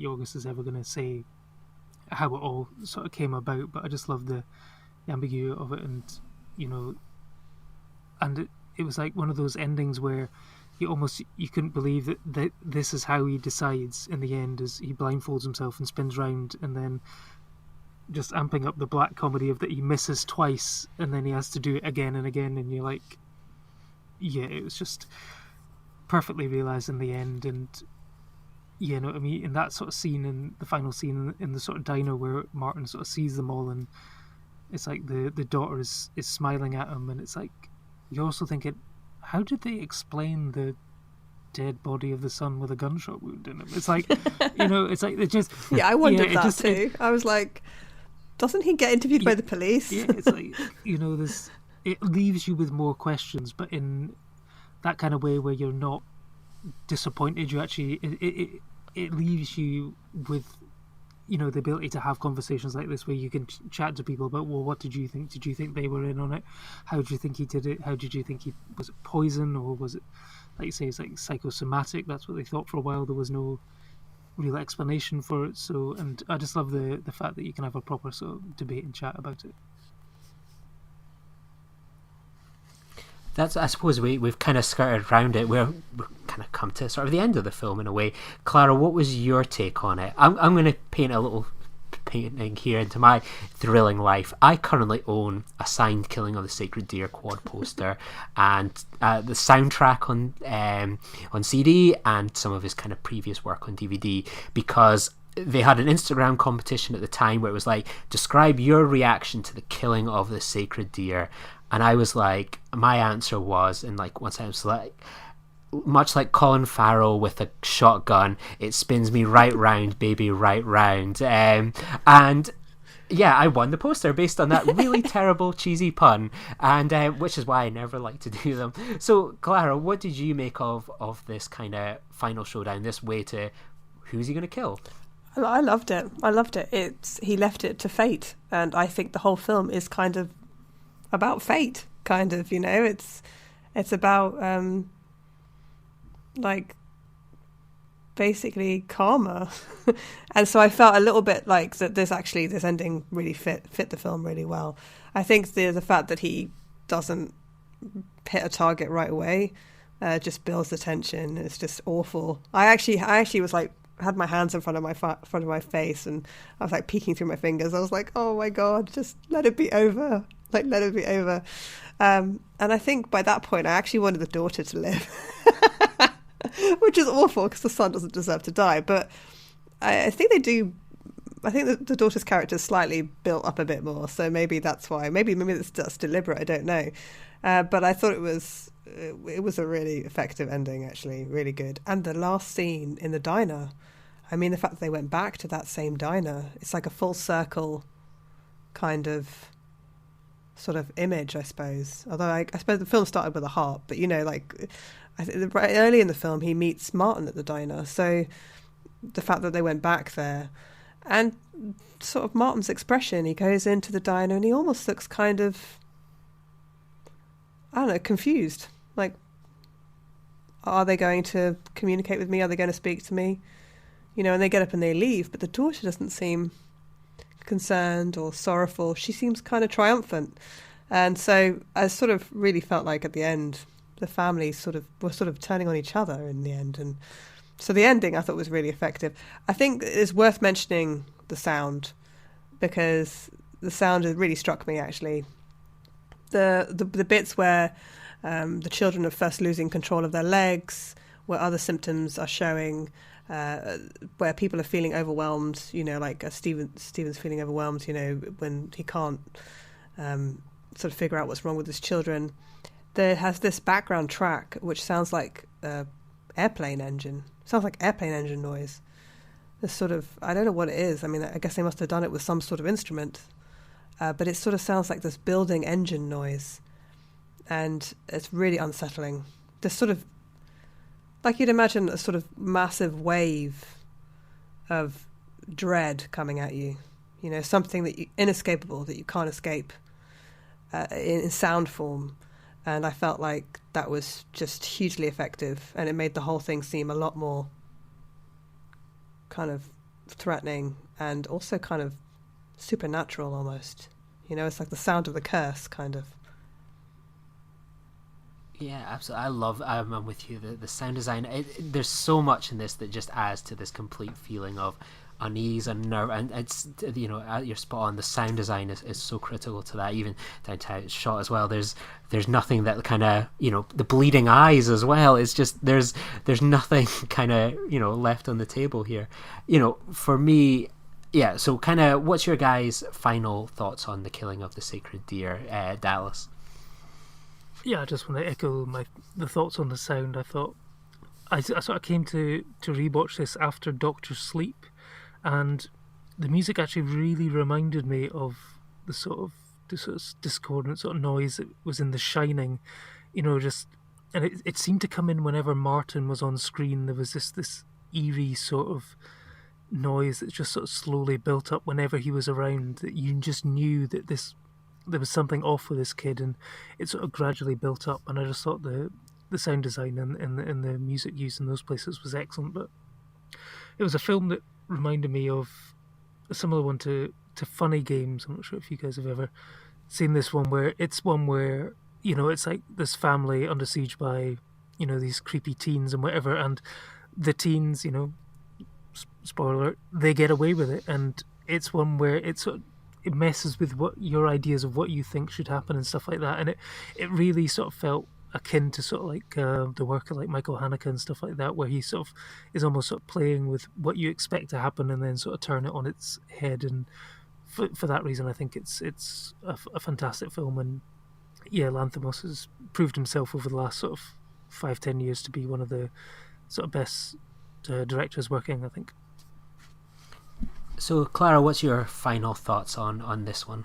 Well, my final thoughts are that there's been a lot of adaptations of Greek mythology over the years, or interpretations of Greek mythology, especially the myths surrounding Agamemnon and the War of Troy, and the ancient Greeks. And I just feel like a lot of them don't do sort of the stories and the themes justice. And although this isn't an adaptation of a Greek myth, although it is influenced by mythology, perhaps not even a retelling, it's just more a story that's influenced, I felt this is actually more what I'm looking for when it comes to sort of stories that use the themes of Greek myths. This is it more what I'm looking for. Something truly strange, something unsettling, something kind of put in a modern context. And I mean, as soon as I saw the title, I was like, I bet that's about Iphigenia or about Agamemnon. And so I did have that in my mind when I was watching it, and I thought, wow, this is definitely a way to take an age-old story of revenge and pride and present it in a modern and artistic and interesting context. For me, I'm going to keep mine to a simple point, because one of my favourite lines of dialogue from an A24 film, as Kim highlights that when her little brother dies, she is getting that MP3 player, and I just that line just gets me every single time. So Clara, being biased towards the young girl, clearly has got a little sinister streak in her, I feel. So up next, we have Lady Bird. So written and directed by Greta Gerwig, a California high school student, Christine Lady Bird McPherson, plans to escape from her family in a small town in Sacramento, California, by going to college in New York, much to the disapproval of her wildly loving, deeply opinionated and strong-willed mother. The film stars Saoirse Ronan, Laurie Metcalf, Tracy Letts, Lucas Hedges, Timothy Chalamet, Beanie Feinstein, and nearly every young and up-and-coming talent from America in 2017. So, Dallas, when did you first see this film, and what was your expectations going in and reaction? I think I saw it probably pretty much as close to on release date as possible. I was excited for this. For me, Saoirse Ronan is probably the best actress of her sort of age range, I'd say, working over the last sort of 10 years, ever since sort of Atonement. I think she's been just a sensational actress, and yeah, she was fantastic in this. Greta Gerwig, I was probably more familiar with her as an actress and writer in sort of like Frances Ha and stuff like that, so I was interested to see what she had to do, but it was the trailer and stuff sold it for me, and yeah, I thought this was a really, really accomplished piece of work, and yeah, she's a real triple threat now, I think. Yeah, sort of directing, writing and acting, and looks like she's going to follow up on that promise with Little Women later on this year, I think. So Clara, when did you first see Lady Bird, and what was your expectations going in and reaction? So a good friend of mine is actually from Sacramento in California, and she lives in the UK now. She's lived in the UK for many years, but she grew up in Sacramento, and I think she and I are slightly older than Greta Gerwig, but it's around the same time that we were both growing up. So this is a real period piece that I think she felt really echoed her childhood, and she went to see it in the cinema in America, actually, and then came back to the UK and said, you have to watch this film with me. If you want to understand me as a person, and you want to understand where I grew up, you have to come and watch it with me in the cinema. And so I went with her and another friend, and I really loved it. I really felt like it evoked sort of, I mean, it's like a memory, isn't it? The whole film is like a memory, of where you grew up, the time that you grew up in, the sort of challenges you faced when you were growing up, but also your experiences with your family and your relationships with your parents. And it was interesting because she also had an experience like Lady Bird, where she said goodbye to her mother at that exact airport, and they were both, after having an argument, so they were both very upset about it. So, I mean, it's all fine now, it's years ago, but I don't know, it felt like, the film felt like watching the life of somebody that I knew, so it didn't even really feel like a film to me. But it was like a couple hours sitting in the cinema. It's actually quite short, actually. So it's like an hour and a half or whatever sitting in the cinema, feeling like, yeah, I get this. I know exactly what she's feeling. I recognise all of this. So yeah, it was quite an emotional experience, actually. Well, my experience was somewhat similar to your friend, in a way that I was in America when this film came out, and I had kind of booked this trip to America for quite a while, and I always had it in my mind, like, I'm going at the end of the year, which is when all the American sort of big Oscar bait films come out. I'm going to try and see as many as I can when I'm over there. So it was originally just going to be myself going at the time, and then, I got found my girlfriend, and we decided to go together, and we went to see this in Chicago. And it was made all the more special by this was like the day I met Tristan, the girl. Me and Mike met again for the second time. We'd kind of spent the day before doing a Dark Knight tour, and we walked so much distance. I think my girlfriend had walked like nearly 50,000 steps, that she had blisters on her feet, and we were like, we'll still go see this film. So we went for like deep dish pizza, and then me, Mike, and my girlfriend went to see Lady Bird in the cinema. And I was really worried at the time, because I was excited for this film, but I didn't really know anyone else that was too excited for it. I was worried it would be kind of out for a week or two in America just before I got there, and then it would be vanished by the time I arrived in sort of mid to late November. But it was screening, and I went along, and it was like really packed for this screening, and I fell in love with it straight away. Like, I had really high hopes going in, and it absolutely delivered on it. I just loved the performances, how quotable it was. It was one of those ones I was frustrated going in to see it and knowing that it would be about another 3 or 4 months before it was in the UK and I could see it again, because I wanted to sort of get back into that world. And my main takeaway was similar to what you were talking about. You know, these characters are just a few years older than me, but I kind of lived that 2002 era. You know, I was sort of in my early teens at the time. I remember it really well, and I'm excited by films like this that play to sort of periods of life that I lived, that we're so used to directors and writers kind of growing up and writing pieces about the 80s, the 70s, that mean nothing to me. I don't relate to it.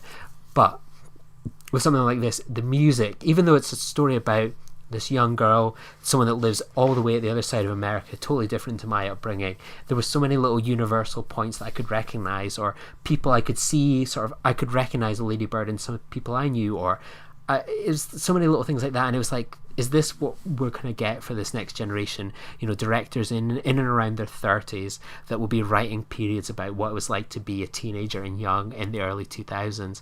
And I'm kind of excited to see where that goes.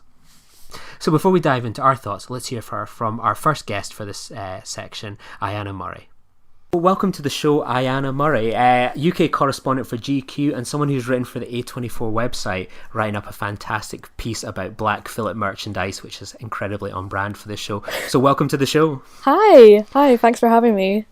Honestly, it's been one of the people we've been so desperate to get onto the show. So when we hit Ladybird, it felt like the best moment to get you on. Of course, I love Ladybird, so yeah.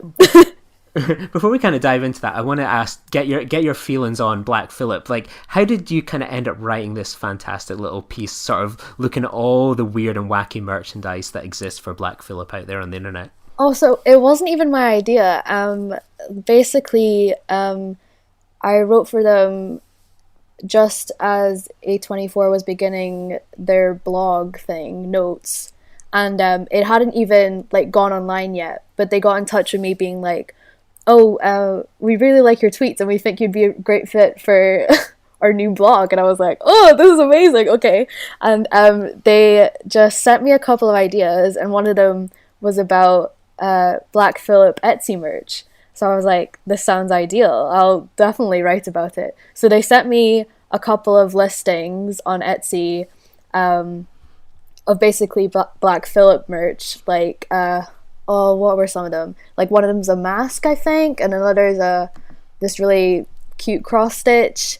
And so I just like wrote a couple of little things about it, and that was like one of the first pieces that they had ever put on their blog. So that was really cool. And that was like my first writing commission ever. So that was a really big deal for me.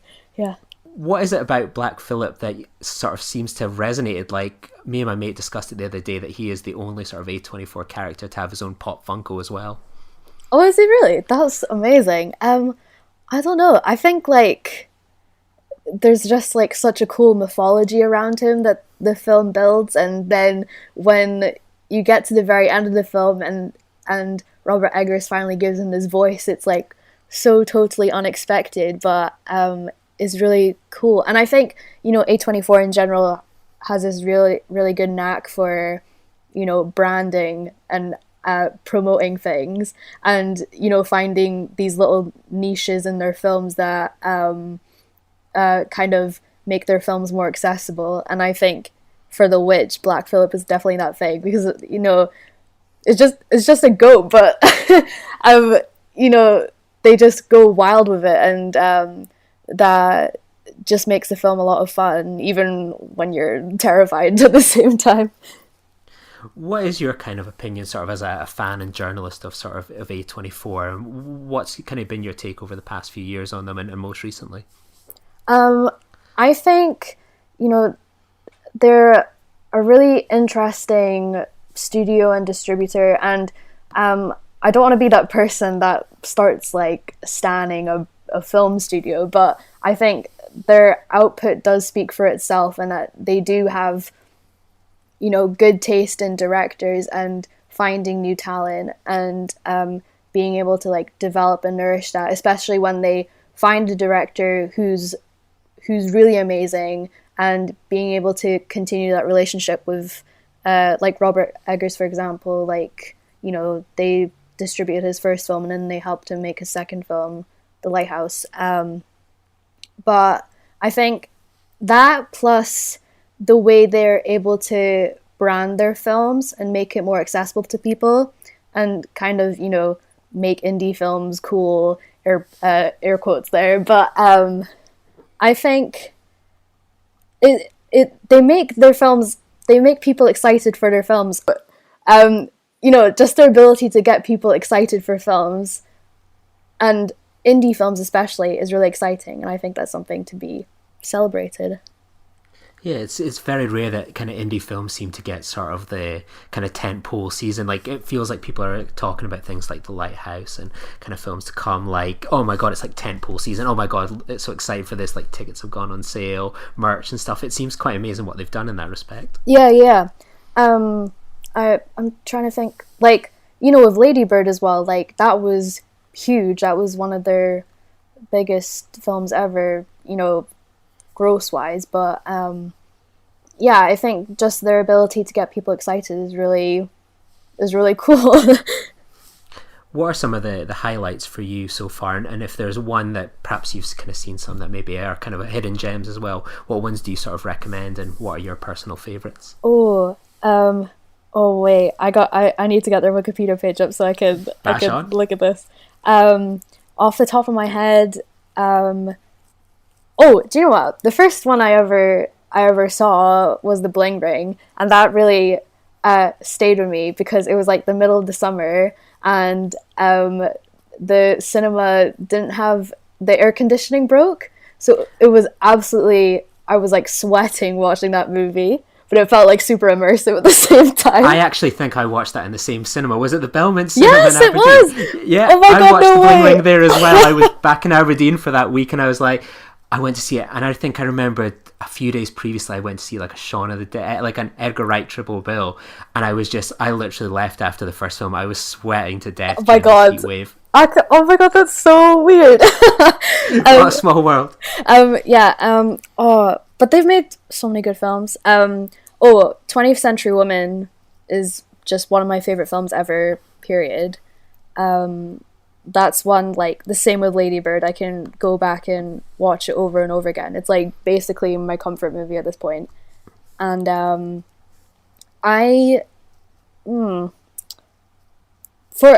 for you know, like kind of an under the radar one, I actually really liked Free Fire, and I feel like that gets a bit of a bad rep for some reason.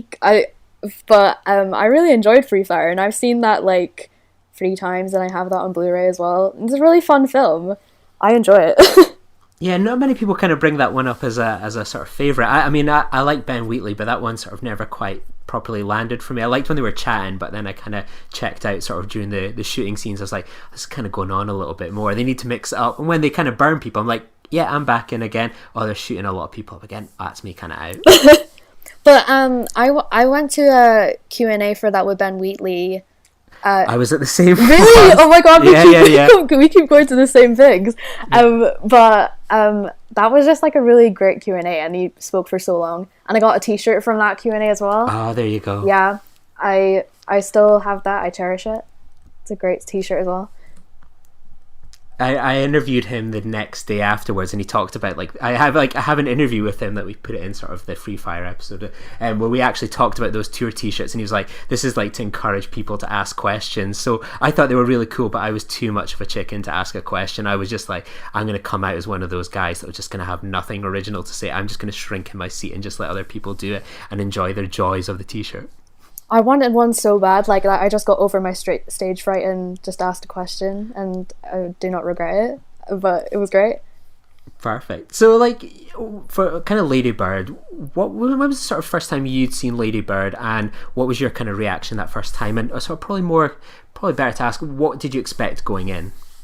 Okay, I'll talk about my expectations. So, Greta was like already one of my favorite writers in general. Like Frances Ha was like life-changing for me, and then I saw Mistress America like just before I started uni, and as I got like really, really homesick in my first year, I would like keep watching Mistress America because I just like kept seeing myself in Lola Kirk's character, and just the way that Greta writes feels really accessible and relatable in the way that I haven't seen in many other films. So, you know, going into Lady Bird, I was really excited because it's her directorial debut, and it was all this, and then there was like so much hype in festival season.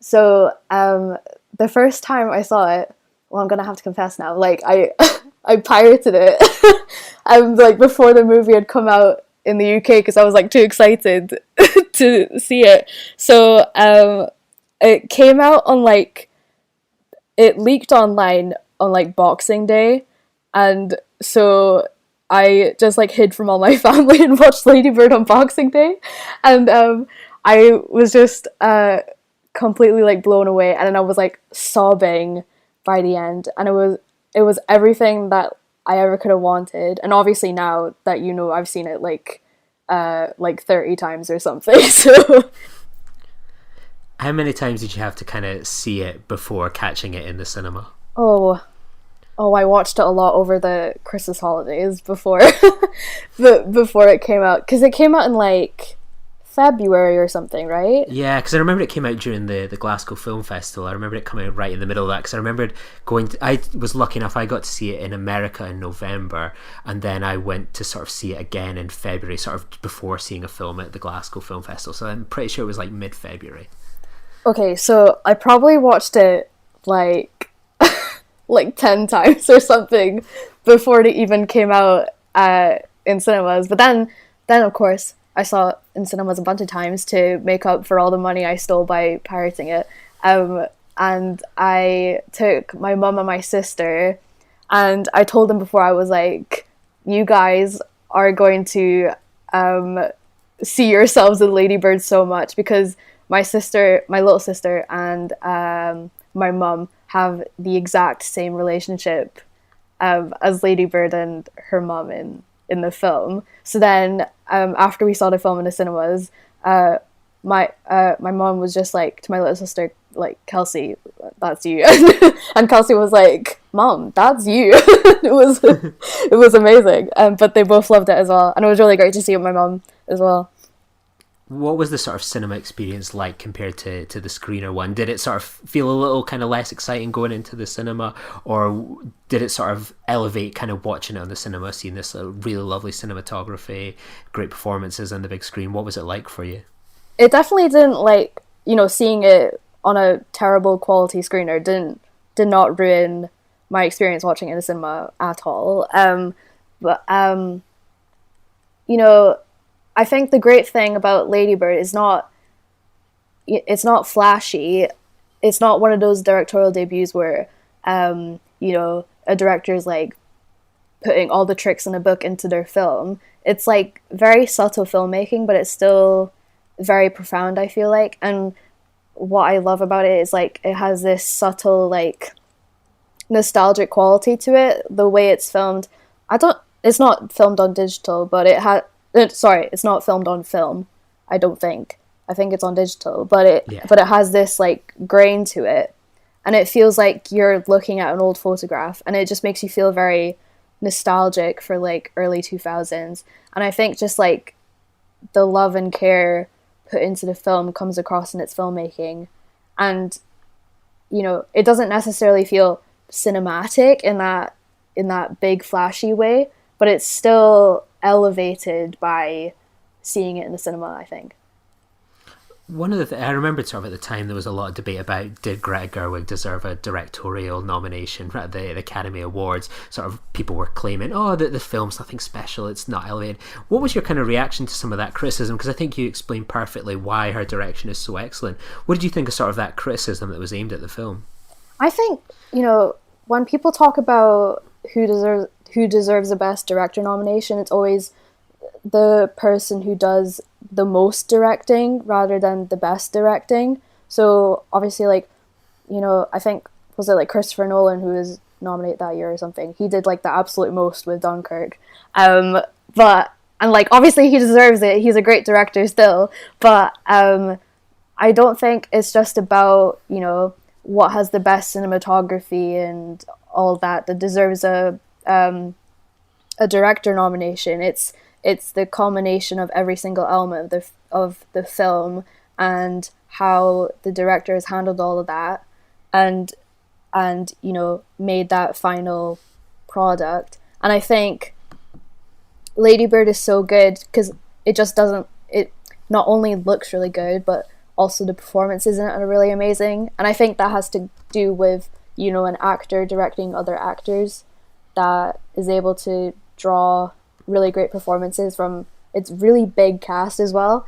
And I think, you know, what's really good about Lady Bird as well is that it's able to like think economically in a way. Like, it's really short. It's a really short film as well. It's like 90 something minutes, and it feels so fast, but it feels like it's covered so much, and you feel like you've gone on this whole journey with it, and like in the blink of an eye it's all over. And I think, you know, that really speaks to the whole Lady Bird's whole journey, where like her entire final year of school is over before she even realizes it, and she realizes that she's gone on this whole journey and she's like grown up in such a short time, and like you really feel like you've gone on that journey with her. And I think, you know, all of that is just under Greta's direction, and like, you know, she's just able to do it all really. And I definitely think she deserved that nomination. Like, in my eyes, she deserved to win, but, you know, whatever. Yeah. You talked about the performances that she brings out of kind of the cast. I think this is kind of Saoirse Ronan's kind of best performance. I was really into her as an actress before this, but I think this just sort of kind of elevated her to another level. What did you sort of make of Saoirse Ronan kind of firstly in sort of her titular role? I was already like a big fan of Saoirse as well. Like before Lady Bird, I think her best performance was probably in Brooklyn, which was like her last nomination before Lady Bird. But I think, you know, Saoirse's just really amazing in Lady Bird, and like, you know, she does an accent like perfectly almost, and but I think she just has like multitudes within her, I feel like, and it's really hard to explain, but like I just think Saoirse is able to like convey so much doing so little. And I think also Greta's writing really works in her favor. Just like so many of the screenplay is really amazing. Because I watched it again last night before this, and I realized that I was like saying the lines to basically every scene. Like, I have it memorized, but not just because I've memorized it so much, but also the writing's so good and so memorable that that it makes you want to come back to it. But like Saoirse, I think, you know, I think just her ability to like disappear into a role and you know, put out these continuously memorable performances, like speaks to how good she is, and how she's probably going to get a nomination for Little Women as well, and she probably deserves it anyway. What do you make of sort of the supporting female characters in this? Well, you can almost kind of consider the mother character, Marion, played by Laurie Metcalf, a lead as well. What do you make of sort of that mother-daughter relationship? I think it's really... I think it's rare to see a mother-daughter relationship as true to real life as it is in Lady Bird, like how tumultuous and combative they are with each other, but there's still a lot of love underneath. And I remember seeing these think pieces coming out when Lady Bird was like at its peak, and someone wrote that they thought Marion was like an abusive mother, and I was like, that's a very big stretch, because there are so many mothers who are like Marion, and they're just frustrated and they just want the best for their daughter, but they don't know how to express it because there are so many factors in her life that are, you know, that are taking over, and they just can't, you know, they're unable to express their love in the best way. But I also think that, you know, Lady Bird is just frustrated with the life that she has, and then, you know, conversely, she also doesn't know how to express her love to her mother in the right way. And I think just that whole thing of, you know, being unable to speak your mind and express yourself, you know, in what is the best way, you know, thinking about yourself only and not how other people might react, and just that kind of like self-preservation. Basically, I think that, you know, the relationship is very true to how most mother and daughter relationships, like I said, my sister and my mom have the exact same relationship, and they really saw themselves in that film. So it's a really honest depiction, I feel like. What did you sort of make of the kind of the characters that surround her, sort of her female kind of friends? We've sort of got Julie played by Beanie Feldstein, and we've got Odeya Rush as sort of Jenna Walton. What did you make of sort of those female kind of relationships? You know, we've seen so many times men writing female relationships, and it's always kind of horribly misguided. How do you sort of feel a kind of a female hand here? How do you think they kind of navigated them to life? I think what's really amazing is that all these relationships feel pretty distinct from one another, and you know, they're all complicated and messy in their own way. And even with characters who are sort of the villain but not really, because there aren't really any villains in this film, but people like Jenna and Kyle, played by Timothée Chalamet, I don't think Greta wants you to hate them or dislike them, because I think even in such a short amount of time she's able to add layers to these characters that make them feel like real people and make you understand where they're coming from. So I know this isn't your question, but with Kyle, like, you know, there's the fact that his dad has cancer, and so obviously, you know, he has a lot of frustration and grief that he's kind of putting out in this slightly toxic way. But I think, you know, with Lady Bird's relationships with other women, it's tough. I think, you know, she goes on this whole arc with every single character, basically, and the film goes through all these little mini arcs where Lady Bird, like, learns something with every new friendship and relationship that she makes. And I think with Julie as well, it's about, like, you know, learning to basically be grateful for what you have, and also, you know, treasure those relationships that possibly might not last forever.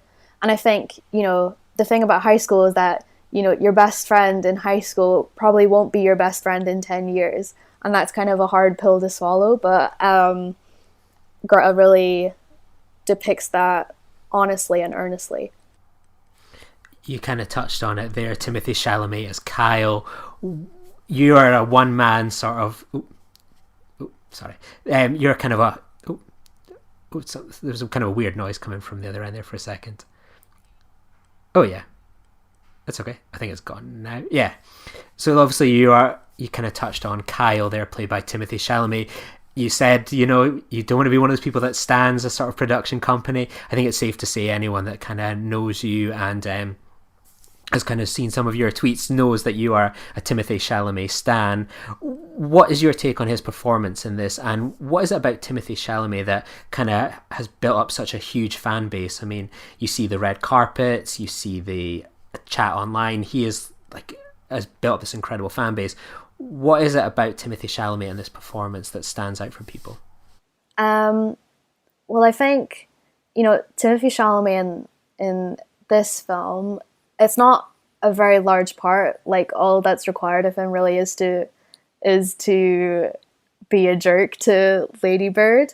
But I think, plus on the strength of Greta's writing, he's able to convey a lot with, not very much given to him. And I think he comes from a place of trying to understand where his characters come from. Like, I remember him, like, because he's promoting The King right now in the Netflix movie coming out. He says he doesn't understand why, he doesn't totally agree with where Henry's coming from, but he tries to, understand him, and that's where, his performance comes from. And I think it's the same thing with Kyle, that, he doesn't necessarily agree with how Kyle acts, but he tries to understand him. So I think there's a lot of empathy that comes from him. And I think, that's the big thing. He's a very, empathetic person, and he's able to convey those, multitudes of feelings.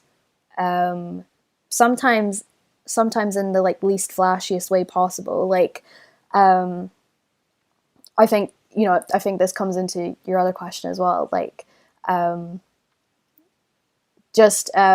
remember there was this moment in Call Me by Your Name where Elio was watching Oliver dance, and he goes through basically the 5 stages of grief in 2 seconds, just from changing the way that his eyes look, and it's completely transfixing. And just that his ability to do so much just from the most minute facial expressions really shows how gifted an actor he is. And why is Timothy so popular right now? I think one thing is that people recognize that he's really, this one in a blue moon, is that even the phrase? I don't know. One in a million type of actor who's really, really gifted. And I think people recognize that. But also, on the flip side, in his real life, he comes across as a very humble, appreciative kind of person who he was a fan himself of, Kid Cudi and those basketball teams that I don't know the name of, but he understands what, people on the other side feel like when they see people that they love. And so he understands, why people act the way they do when they see him, and he's really appreciative of it. So, I think the biggest part is his talent, but also, just his outside personality as well. And also he's pretty good looking. There's that as well. Absolutely, yeah. I suppose you kind of touched on it there, sort of, he appreciates his fans. I know recently sort of you got to spend a minute or two with him on sort of the red carpet for The King and at the recent London Film Festival. What was it like to sort of be in the company of Timothée Chalamet? He was really, really nice.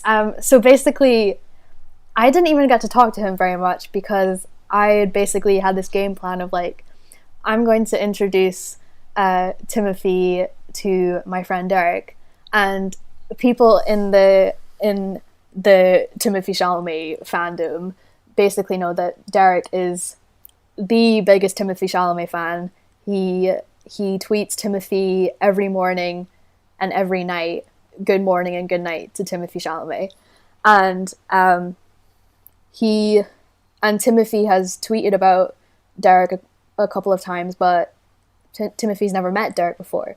So me and my friend, when we decided to go and wait for Timothy at the red carpet to The King, we were like, let's FaceTime Derek and we can go and introduce them. So we waited for like 5 hours or something before Timothy came, and then we had Derek on FaceTime, and we were waving like, Timothy, we got Derek right here. And then he saw us, and then he like came straight right to us, and he was like, oh, is this really Derek, like the Derek? And then we were like, yes, it is. And so basically he spent like 2 minutes talking to Derek on FaceTime and trying to screenshot, but he did not know how to screenshot. But and it was like really sweet and wholesome. So I didn't even really get to talk to him very much. He was just talking to Derek. But I asked for a hug, and he hugged me, and I felt that sequin jumper he had on. So there was that. But you know, even though I didn't get to talk to him, it was very nice. It was very surreal. I had something kind of similar, but sort of much down kind of on the lower scale. I kind of think it was a few days after. I was offered the chance to cover the red carpet for the King, but I had sort of other plans that evening. But I did sort of Marriage Story, and I had just a hunch that Greta Gerwig would turn up or would be there in some capacity. And then one of my mates turned to me and went, oh, there's Greta Gerwig at the bottom. And I couldn't believe it. I was just like, I'm just love her. I think she's fantastic. I'm the same as you. I sort of saw Frances Ha in the cinema, and it was just a life-changing experience as someone that was moving from flat to flat and in that kind of stage of my life. And I just remembered sort of like seeing her go down sort of the other side of the red carpet, like doing things with the fans, signing for them. And she had no obligation to do any press, because like, why would she? Because she's nothing to do with the film. And it was just like so surreal just seeing her walk past, and like one of my mates was like, you should like approach her, see if we can get like a little interview. And I was just like, and I just felt like overcome with like fear and anxiety, like, oh, I don't want to bother her. And I just sort of just looked at her and went, there she goes, just like smiling and stuff. And it was so, I was watching her sort of from the other side, interacting with people, and she seemed exactly like you expect her to. I know like today there's that clip of her kind of going around where she can't really articulate herself, and she sort of has this kind of mumblecore sort of about her. Yeah. And it was just so surreal going, oh my god, she is actually like that. She's interacting with people. And I was just like, just kind of blown away by watching that sort of unfold. And I remember coming back like a few days later saying to my girlfriend, I went, oh, I can't believe I got to see Greta Gerwig. She was like, oh, you only just sort of saw her. And I was like, oh, that was more than enough. Yeah. It was just like, we stand this queen sort of thing. It was just like, it was so cool to just see that moment. And like, ultimately it was the biggest waste of time. Like, we never got any press interviews or anything like that, but I got that one moment. I was like, that'll do. Yeah, that was just worth it. No hug, nothing, but just seeing her sort of in her little element was just kind of magical. Yeah, oh my god, I'd love to meet Greta. She seems like the most amazing person ever. I just want her to be my best friend. I get the feeling like if you met her, she would come away with like the sort of same comment about everyone and stuff like that. That's my impression. She seems too nice. Yeah, oh, I love her. So kind of you touched on this, like you've watched the film and there's like so many lines that you can quote and like really resonate with you. What are some of your kind of favorite lines and moments from the film that have kind of stood out with all these rewatches? Oh my god. Different things can be sad, it's not all war. That really resonates with me. It's not even that profound, but like Julie and Lady Bird's fight is one that I've like got every single line memorized, and it was like, it is the titular role.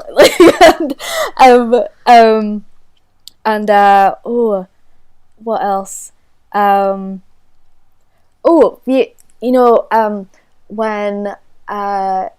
When Lady Bird's talking with her like counselor about applying to colleges, and then Lady Bird's like, oh, I might join math Olympiad or something like that, and her counselor is like, oh, but you're not very good at maths, and then Lady Bird's like, that we know of yet.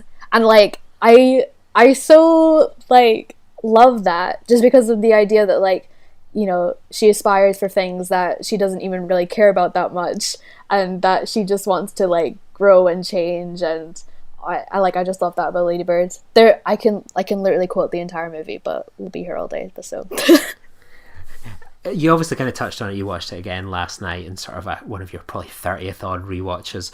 Is there anything that ever like you're watching it and you think, oh, I never noticed that before, or sort of catches you by surprise? Oh my god. You know what? Actually, there is one thing. Like the friend that Lady Bird and Julie have, that she has like the pleats and glasses, and it's I literally can't remember her name. She's in Detective Pikachu. Her name is Catherine Newton. Oh my god. And she looks so different in that film. Like, I didn't even recognize her. But she's so funny in that as well. But I think it's so great that Catherine Newton is in that movie and you barely see her. You've completely blown my mind here and so on. Like, I never clicked with that one either. She's just sort of like there, and it's like, oh my god, how did I miss that one? Yeah. So kind of like the film is sort of kind of continued on and so on. It seems to be people continue to find it. It was, as you said, it was like their most profitable film to sort of Hereditary came along. Where do you sort of think this falls sort of within the A24 filmography? In terms of like quality, or like in terms of sort of maybe like how it sort of perhaps kind of stands out, or sort of what it kind of covers. I don't even really know myself. Just sort of like kind of compared to sort of the rest, what maybe makes this one so more special, perhaps? I think like 2017 was just generally a really big year for A24, and Lady Bird stands out as, you know, the first one to kind of have any major awards traction since Moonlight, and basically I feel like Moonlight and Lady Bird are the two major like breakout successes of you know, A24's filmography. And I know they have like other successful films, and you know, like Hereditary and Eighth Grade and all that, but I think, you know, Lady Bird and Moonlight are the ones that manage to, like, you know, run away and find that not just success in, you know, our little film community, but also in just the wider mainstream. Yeah. And kind of sort of finally, like, obviously this film is sort of, has it kind of inspired you to visit sort of a place like Sacramento, or go along to a place like that? You obviously, I think they do like sort of tours of Sacramento. Do you feel sort of inspired by this film to check out that neck of the woods? I'd love to go to Sacramento. I remember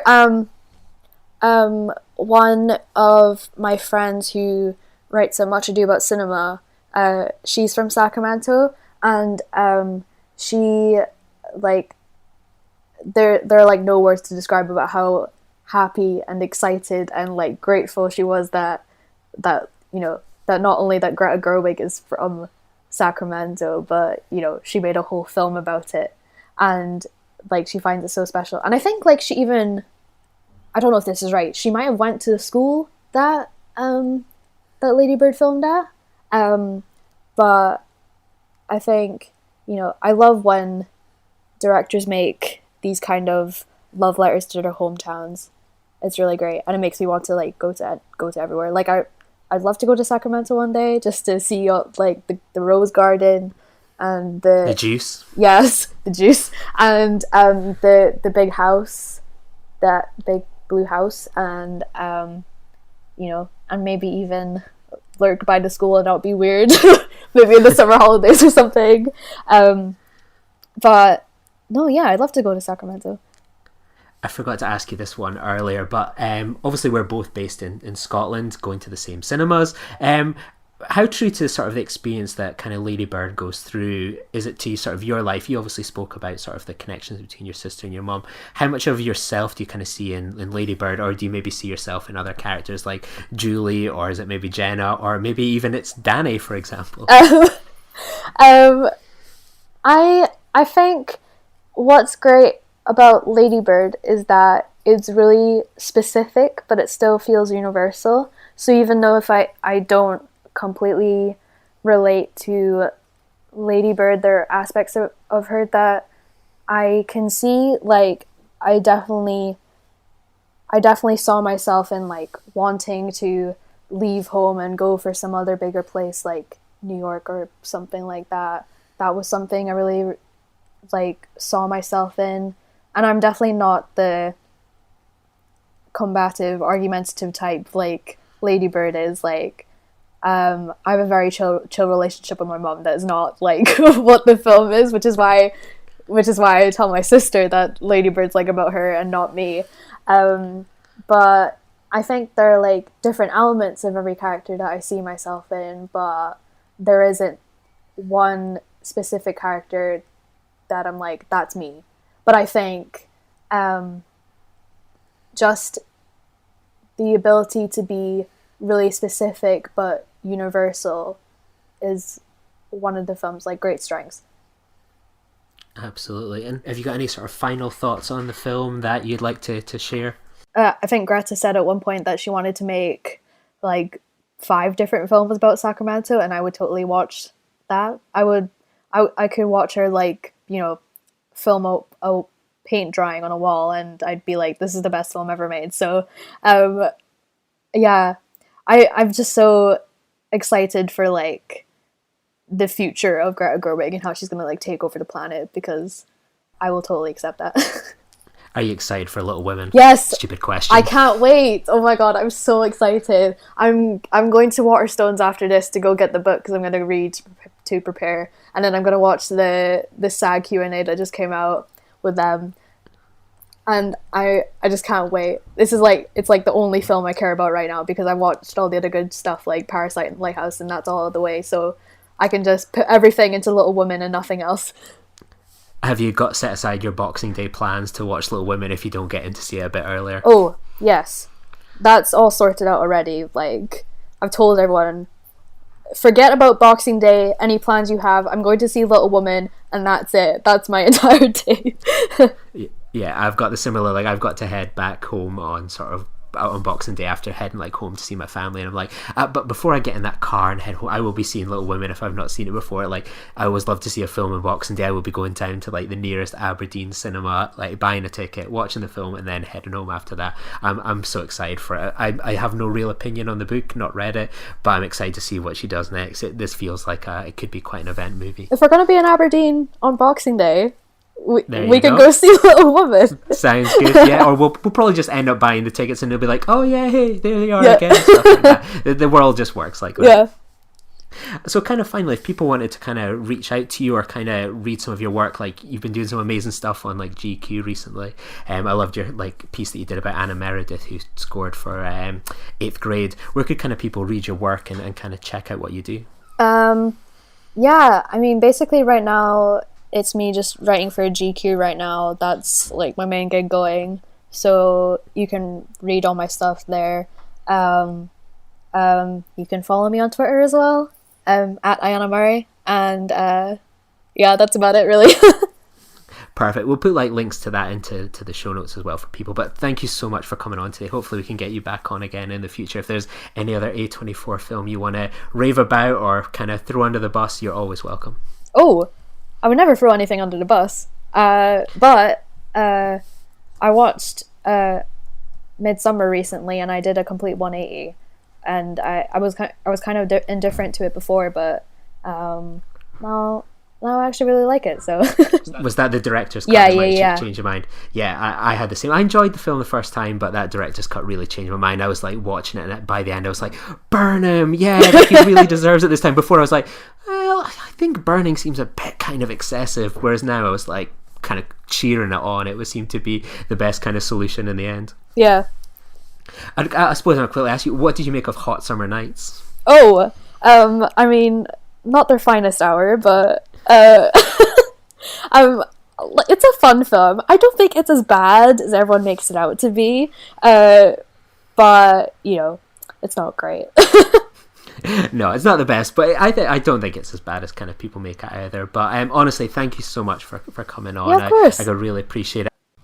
So there's Iana's thoughts on Lady Bird. So obviously you're no stranger to discussing Lady Bird on a podcast, Clara. Your second episode of your show covered Lady Bird. What is about the topic of Lady Bird that appeals to you? Well, one of the things that really appealed to me was that it is a film that, how do I put this? Nothing really happens in it, you know, and there's often films about teenagers where there's an actual very clear story arc. I would say cliched story arc. You know, a teenager has some sort of problem, or some sort of dream or something that they want. There's an obstacle in their way. Normally it's teenagers, other teenagers at the school, or it's teachers, or it's parents, or it's overcoming some sort of confidence issue. There's almost always a love interest, and in the end, that teenager achieves their dream. Normally it's, I don't know, something very public, like their homecoming king or queen, or they're, I don't know, on a stage singing or whatever. And it's a very clear story arc. And often these films actually are about boys, There are more films about teenage girls now as well, but a lot of them, they're very much about boys. And one of the things I loved about Lady Bird was it completely turns all of that on its head. It ends with you not really knowing what she's going to do in life. Her first experience at university isn't actually that glamorous or that good. She's still kind of semi-lying about where she comes from. She has romances, but neither of them turn out to be successful. I mean, through no fault of, is it Danny? I think it's Danny. Through no fault of Danny's, he's obviously gay, and she then ends up obviously sleeping with this very funny, pretentious young man. But basically, it sort of breaks down those cliches of a teenage film, of a rite of passage growing up film. And it's actually just about a slice in her life. And one of the criticisms I've heard a lot is that people say, I watched it and I didn't really think anything happened. It wasn't really that exciting. Nothing really happened in it. But that's what I love about it, that it's not about some sort of payoff at the end. It's about the place, the time, the feelings, and the relationships. It's evoking sort of an emotion in you as an audience member, as a viewer. It's about experience rather than traditionally narrative filmmaking, if that makes sense. What about for yourself, Dallas? Has Lady Bird stayed with you these past few years, and if so, why? No, it has, and I think Clara's right. It is sort of evoking a sort of time and place, and one of my favourite films where nothing much happens, but is a beautiful slice of life, even though it's a time where I didn't live through, is sort of the end of sort of school, Dazed and Confused, where it is just one night, and the characters, they go out, they have a party, but they don't really grow. There's no real sort of revelations and stuff like that. They're all pretty much in the same place at the end of the night as they were at the beginning, but it just captures a mood and a sort of sense of what it would have been like to be at school at that time. And yeah, Lady Bird is something very similar. I mean, there's, I wasn't expecting to be able to relate to her, as, since I'm not a Sacramento girl who went to a Catholic school, but I did find a way that I can actually relate to her in some respect, in the fact, the whole name thing, and that, she gives herself her own name, and I kind of have as well, because my full name is Stuart Dallas King, and then I go by Dallas these days, but it came about where I was at uni and I went to work at Toys R Us, and there was a couple of people called Stuart, and then they found out my middle name was Dallas, which was funny because of the whole Dallas TV show, so you could sing the Dallas theme. But then people started to call me that to avoid confusion between the two Stuarts, and then it kind of just stuck, and then I sort of used it also in every job ever since, and then that's how I've kind of done that. But I've got people who call me Stuart, and there's people who call me Dallas, and I can kind of identify where people know me from by what name they use. And I sort of was able to, I went to university, wasn't really sure what I wanted to do, and then sort of leaving on, I managed to find a job at working at independent cinema, and I realised I love movies, and that's where I sort of went, and then was able to sort of forge my identity from that. So therefore, in that respect, I could sort of really sort of empathise and sort of see her struggles and dilemmas of trying to find out what she wanted to be. I mean, I love that line. I think I sort of mentioned it as well about, what are you going to do? Certainly not maths. Well, I'm not good at maths. We just not that we know of yet. And I was kind of at that point in 2002, just leaving university. And again, the music is something, the Alanis Morissette's, the Cry Me a River, but Justin Timberlake and whatever. I remember those songs instantly sort of took me back to the sort of end of university sort of time in my life as well. So even though it's a world away, I could still find stuff to relate to in it as well. So Clara, you touched on it as sort of as a period piece. well, let's kind of get a bit kind of deep into that. As a period piece, how much of it do you feel kind of reflects sort of the female perspective and journey within sort of the UK, perhaps? Yeah, so there's some stuff that I think I did recognise that I think would definitely trigger memories for people of this who grew up in this period in the UK. So at one point, one of the characters says, "That's hella tight." And I'm pretty sure, I mean, I recognised it, right away. I'm pretty sure people were saying that in my school. And there's other stuff like Dallas mentioned, Alanis Morissette playing, but also a lot of it's the history. So, there's that sign on the wall that says something about remembering September 11th. And I have very, very vivid memories of September 11th because I have I have American family in the US. I have American family in the US, and I actually watched a lot of that stuff on TV in the UK. And I was a teenager at the time. I was a bit older than Lady Bird, but I do remember it quite vividly. And then there's all the stuff, the fallout after that, of the sort of war on terror. And it's all kind of in the background. One of the things I loved about this film was it doesn't ram it down your throat. In some films where they're really trying to evoke the period, the music is really brash. They're all wearing very extreme versions of sort of 90s fashion or 80s fashion or whatever. In this film, it was very much just part of the scenery.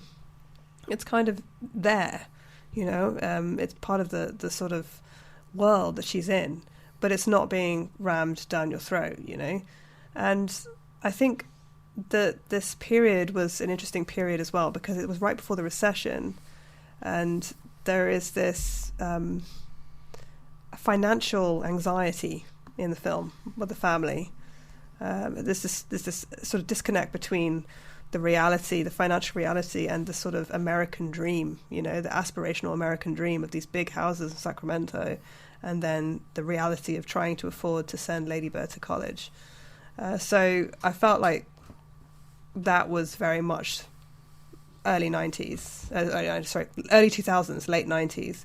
And that's not something that I think you would see reflected in films made about America today. I think people are much more aware of the reality of sort of poverty in America now.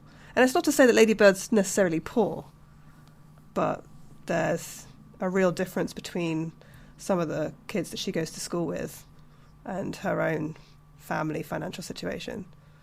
So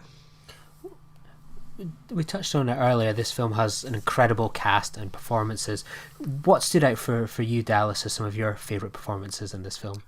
Well, I mean, Laurie Metcalf was rightly nominated for an Oscar for Best Supporting Actress for this. The central relationship between the two of them felt so real and honest and believable. It was, I mean, the benefit of sort of rewatching the film at home was I was able to sort of pause towards the end and actually read the letters that the mum writes to her that the dad sends along, and it really sort of helps build the sort of her character up as to where she was when Lady Bird came along and stuff like that. And I thought she was sensational. I mean, she's an actress that I don't think I'd actually really seen in a film since Scream 2 back in 98, I think it was. So it was a real sort of pleasure to see her back on screen. This was probably one of my first times seeing the Chalamet, who has gone on to huge, bigger and brighter things, but he was perfect as the sort of sleazeball. Lucas Hedges is always great, and you've got all these sort of actresses in the sort of tiny sort of roles and stuff like that, but Beanie Feldstein I thought was great. She could always deliver a line, whether it was like it's the titular role or the thing about her mum making a bad decision at 19 and something like that. It's great. But Saoirse Ronan, this is her film, and yeah, she is just sensational in it and a worthy Oscar nominee, I thought, as well. What performances and kind of roles stood out for you, Clara? I'm going to get her name wrong. Saoirse Ronan, is that how you say it? Saoirse Ronan. Thank you. I feel so bad because I think she's such a brilliant actress and I can never say her name. If it makes you feel any better, I've butchered 50 names today, so you're doing all right. I felt that she was absolutely brilliant in this film. She plays a character that at times is incredibly infuriating, but always with a large degree of empathy.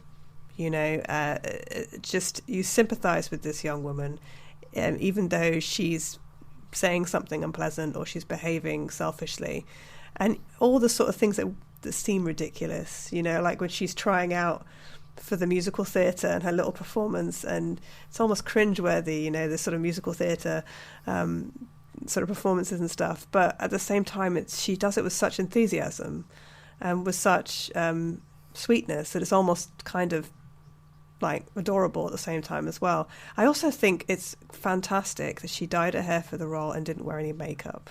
She looks like a teenage girl. She looks unglamorous. She's very unglamorous, actually, throughout the entire film, which I think is great. And I think's part of what leads to Lady Bird seeming very, very realistic and sort of identifiable. Like you can kind of see yourself in her, this sort of gawky teenager. I think Beanie Feldstein is also really brilliant because she, in this particular film, she's brilliant in Booksmart, and she's almost playing kind of a similar type of character in Booksmart, a teenager on the cusp of going off to college and becoming an adult. But in Booksmart, she's very brash, she's very confident, is very comical, she does a great job there. But in this film, she's sort of sad, and there's this real sadness to her, and I think we might see more of her in the future, and I think she's got a real potential for actually real dramatic roles, very sort of, I would say, really roles portraying vulnerability as well. I think it would be sad to see her typecast in comedies, because I think in this film it was her performance towards the end that sort of made me feel quite emotional when Lady Bird goes to see her in her flat and sort of says, "What's wrong?" And she just says, "I'm sad. Sometimes people are just sad." And I thought, oh God, I wonder how that feels. I wonder how it feels to be a sad teenage girl. And I thought she really evokes that. One of you were kind of touching on it there, this sort of real look that Lady Bird has. I was sort of read a sort of behind the scenes thing that Saoirse Ronan had just come from making a play, and she had sort of been so used to sort of like the foundation on her face and the hot lights that it gave her sort of acne coming off this play. And instead of sort of covering it up with makeup, sort of between Greta Gerwig, Saoirse Ronan and the makeup artist, they decided to go with a minimal look so that acne was genuine, real acne, and they decided to keep it. So yeah, that was an interesting little behind the scenes nugget I only discovered this week, and now I'm sharing with you, our loyal listeners. So one of the things that I think so important with this as well is that there's a lot, the focus of this film is a young teenage girl, teenage relationships.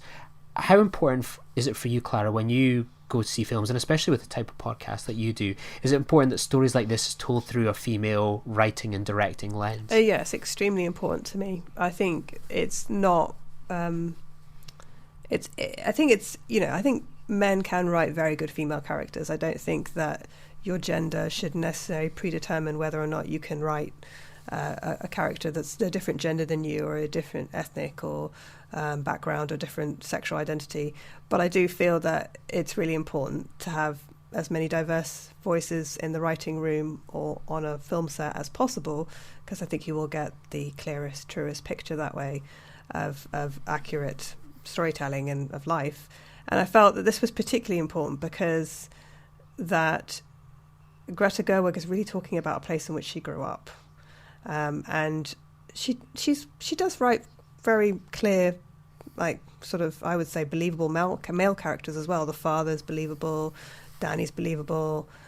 So I think she's not just focusing on the female characters, but there's something in the relationship between Lady Bird and her mother that I just feel only a woman could write, really. That sort of age that you are when, especially if you're like your mother, you like her in personality, where your mother is like so close to you, and you absolutely love your mother, but she's also driving you crazy. And there's a period I think a lot of teenage girls go through where they just fight with their mothers because you're becoming an adult as well. You're becoming a woman yourself. You're sort of almost renegotiating your relationship with your parents in this period of your life. And I felt that Greta Gerwig completely and utterly captured that with the relationship between Lady Bird and forgotten her name, Marion, between Lady Bird and Marion. And it's really noticeable in the film that whenever anyone criticises Marion, Lady Bird defends her mother. And I thought that was really just a brilliant piece of writing. In other films, you see people complain about their parents, have arguments with their parents, and it's very sort of, I don't know, one-dimensional almost. But this is a very complicated relationship, and Greta Gerwig captured that really brilliantly. Lady Bird isn't sure how she feels about her mother. She has conflicted feelings. And the same with Marion. That's why she writes so many letters, because she has so many different feelings about her relationship with her daughter. So yeah, I thought it was very... I thought only a woman could write that, to be honest. Dallas, you're our Academy Awards nominee guy. You kind of like to watch the Oscars each year.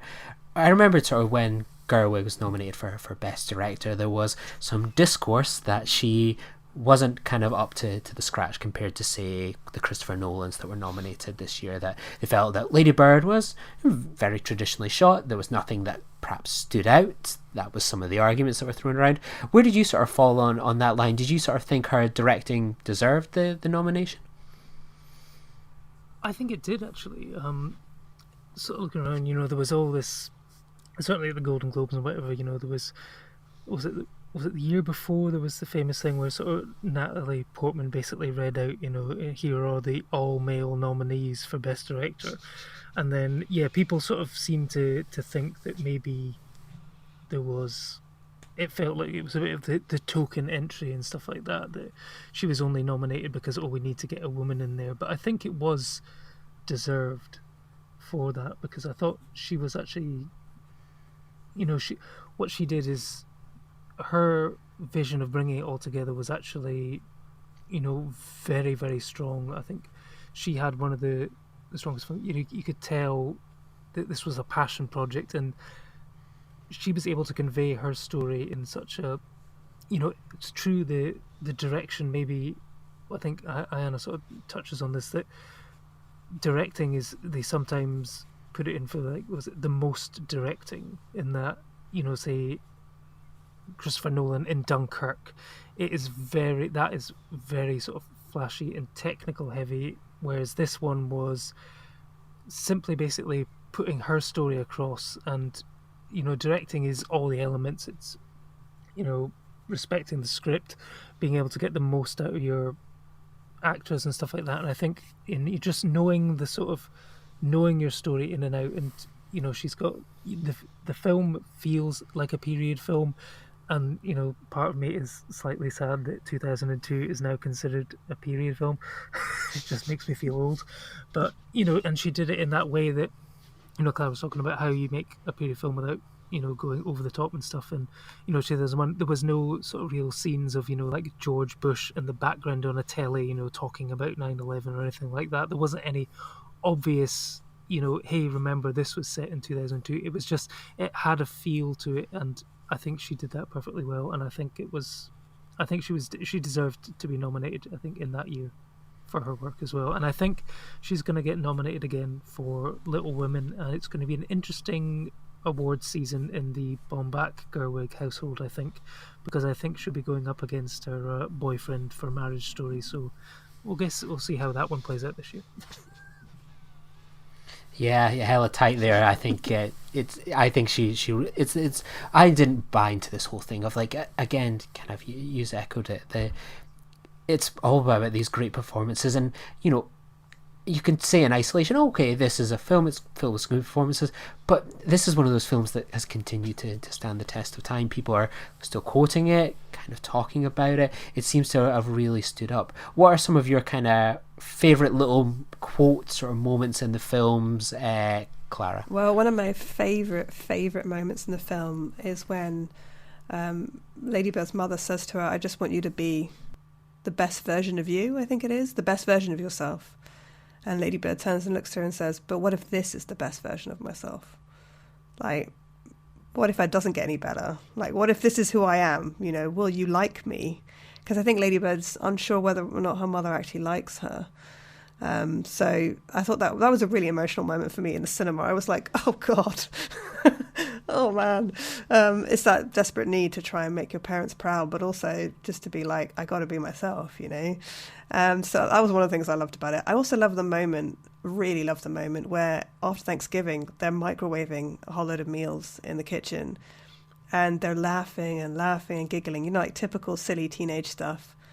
And the mother comes in and says, you know, after Thanksgiving, she sort of says, "Oh, well, we missed you, and well, I hope you're having fun." And they all stop, like, laughing, and they act guilty because they're actually, I think they're high on cannabis, I think, at the time. And then they all start laughing again. And it's just, that really was nostalgic for me, that sort of conflict you feel at that age where you have this pull between being with your family, but also wanting your family just be gone so that you can just have fun with your friends. It's that real sort of teenage sort of push and pull, you know, between the future, which is adulthood and independence, and childhood, which is home and familiarity and family. So I thought it was really, really well written, really well shot.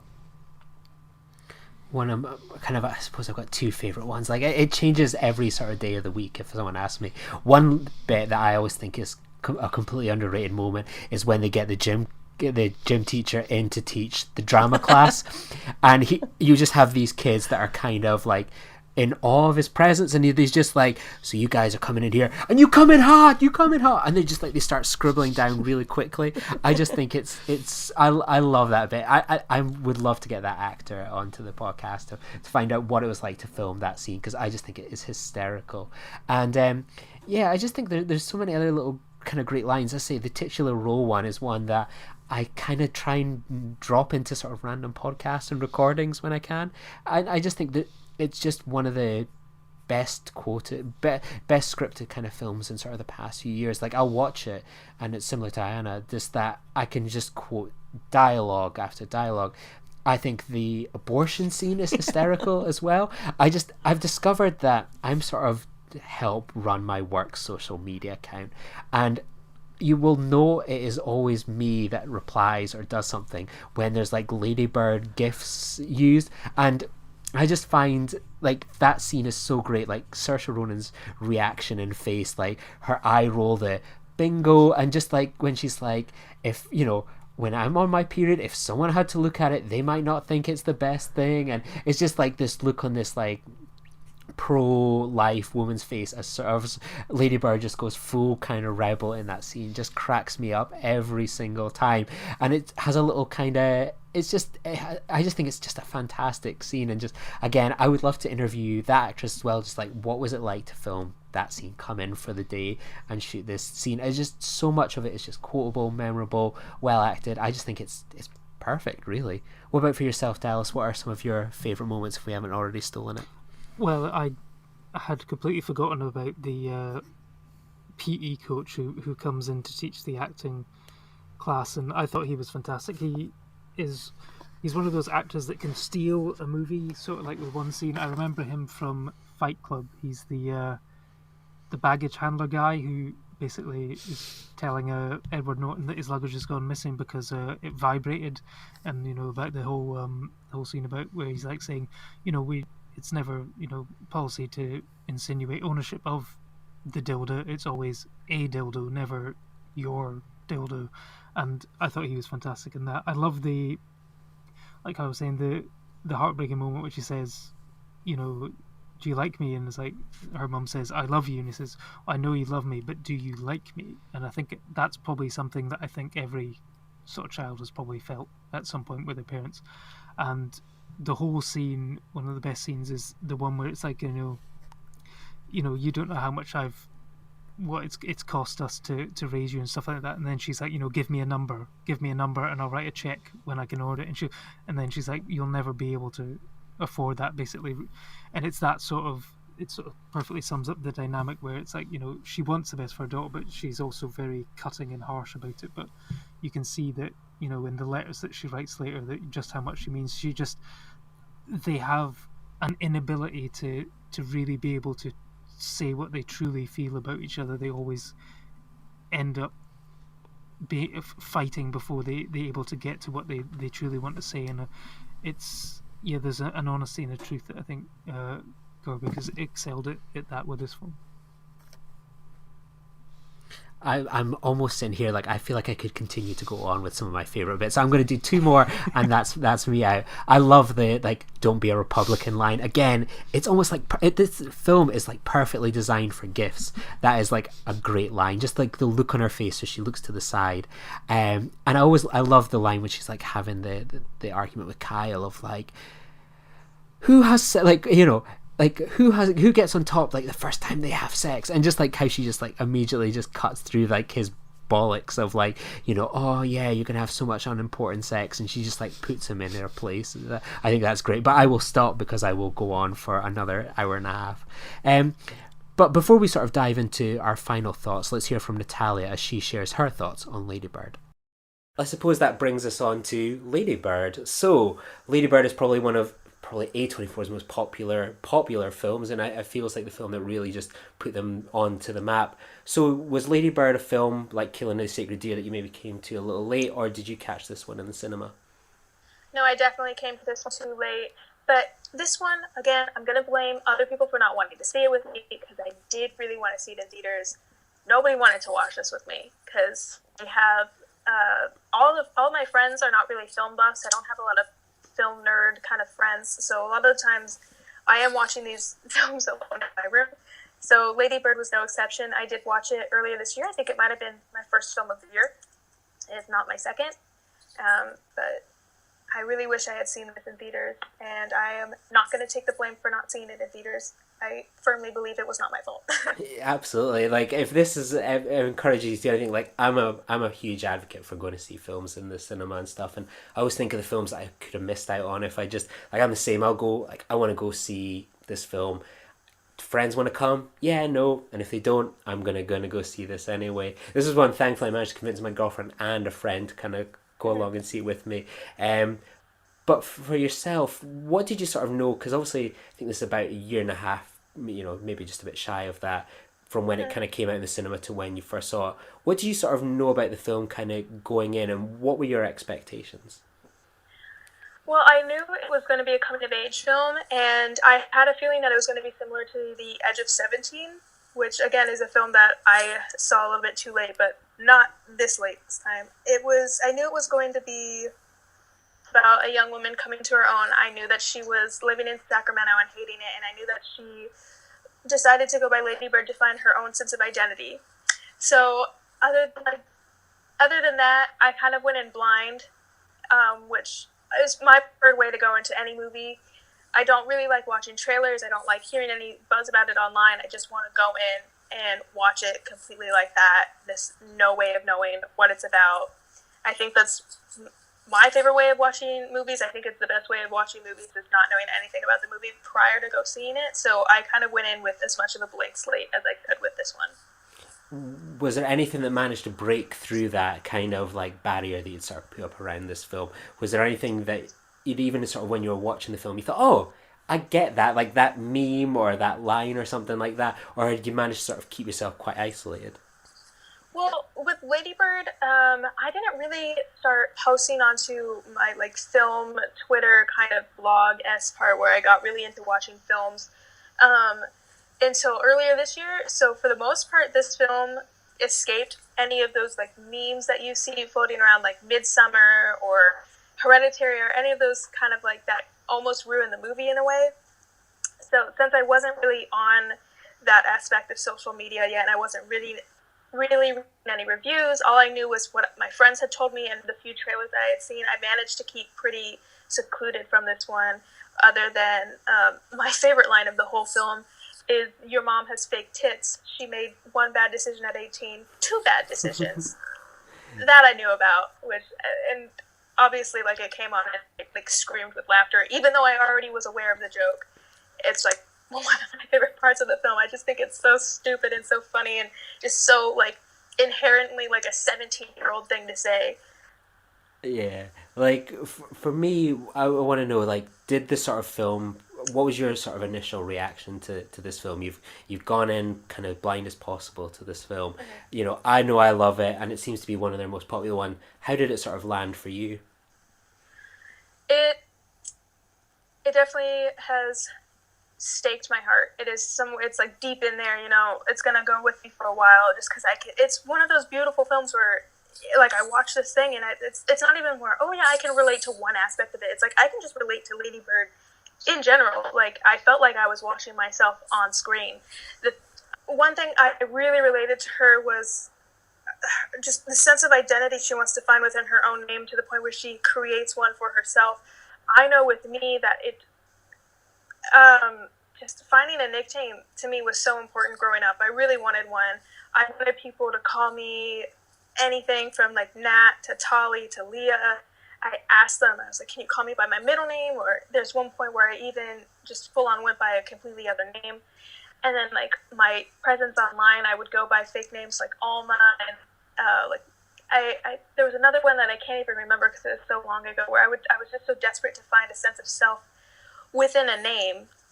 Because if you think about it, your name, one of the most important aspects of your life, is given to you. You don't get to pick it. So I totally understood her struggle with wanting to be called Lady Bird, and how much she took offense to whenever someone made fun of it, or didn't acknowledge it, or wouldn't call her by it, or when someone would say they would call her by it and then they wouldn't. I don't know. I just saw myself in Lady Bird in so many aspects, but that one especially stood out to me. I suppose that kind of answers the kind of my main question really for you, because I can have an opinion on this film as a 32 white man from Scotland. Obviously, I'm talking to you, you know, a woman from California. How does this movie sort of speak to the American experience for teenage women and stuff? Was there a lot that you could relate to from this, or was there even sort of things like, this story is obviously based in the early 2000s. Did you see sort of much parallels between your life and experience and that of kind of Lady Bird? Oh, definitely. I mean, I can't relate to the fact that she's in a Christian high school, and I'm pretty sure it's a private school where they all wear uniforms and everything. Like, I didn't go to a Christian high school. I didn't go to a private high school. I didn't have to wear uniforms. I went to a public high school, but the way that she speaks with Beanie Feldstein, just their conversations between each other, it's just reminiscent. It's like, yeah, this is how every high school aged girl talks to each other. It doesn't matter that it's set in the 2000s, because I feel just any woman who grew up with a best friend in high school who was like a girl just like them would have these sorts of conversations when they're talking about, you know, the water pressure, and they're discussing the other side of the tracks, and they're making fun of her mom's fake tits and everything. It's just like, yeah, I'm like, that's what 17-year-old girls do. I like that it showed them in this kind of almost raunchy way, which you don't typically see.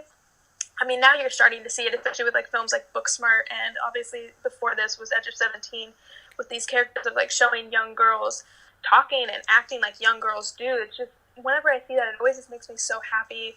Like when I was watching Skate Kitchen, or watching I can't remember what it's called with Zoe Dutch. I think it's Flower. When you see these young girls who are around your same age group, who are talking just like you do and acting just like you do, and not talking in this uncomfortable, not realistic way that a lot of male filmmakers portray them as.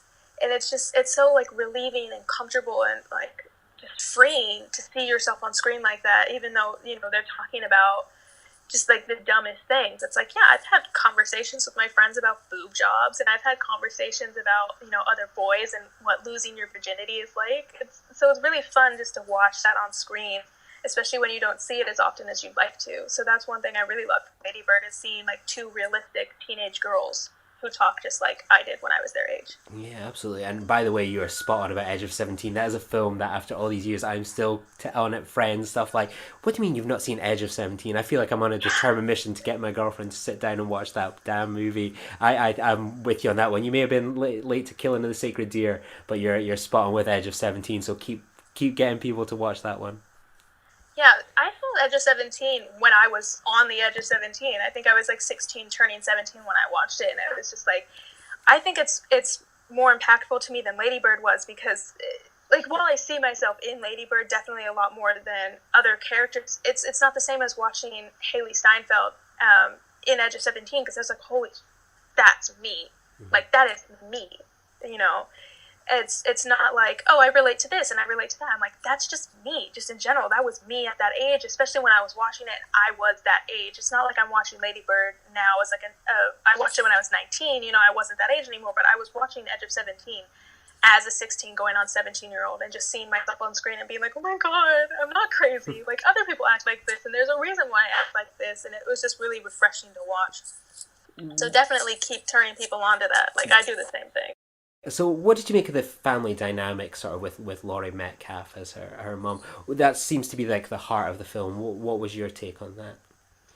Yeah, well, like you said, you're not a woman. So one thing that I feel like is really relatable to see is that that's kind of how almost every young girl treats their mother and how their mother treats them. It's just this weird sense of like, I love you, but God, you get on my nerves sometimes. And it's that one scene where she says, do you like me? And she says, oh, I love you. But she's like, do you like me?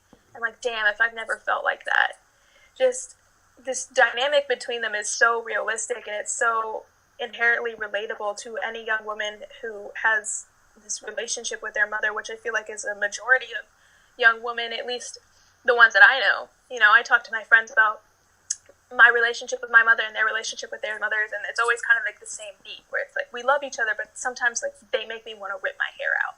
So it's really nice to see it, and just I could sort of like feel her heartbreak towards the end when her mother is completely ignoring her and like getting like that cold shoulder from her. Like, personally, I've never experienced that from my mother, but I've definitely experienced it from other members of the family, and it's just it's hurtful, and it's something that it doesn't really ever go away, even if they stop ignoring you. You just kind of carry that with you. It's like, do you remember that year when my brother stopped talking to me? It's just like, oof, it gets me, man. Yeah. This movie's so good. And you touched on it earlier, the best friend relationship with Beanie Feldstein as Julie. How true to that is that kind of, you were saying it with your friend stuff. How good is her performance in this? Because I feel like she's one of the real breakouts in this film, and I was so excited to see how things have gone. Obviously, she's been in like What We Do in the Shadows. She was incredible in Booksmart, and then obviously she's going to be in this new Richard Linklater film. What did you make of her performance alongside sort of Saoirse Ronan?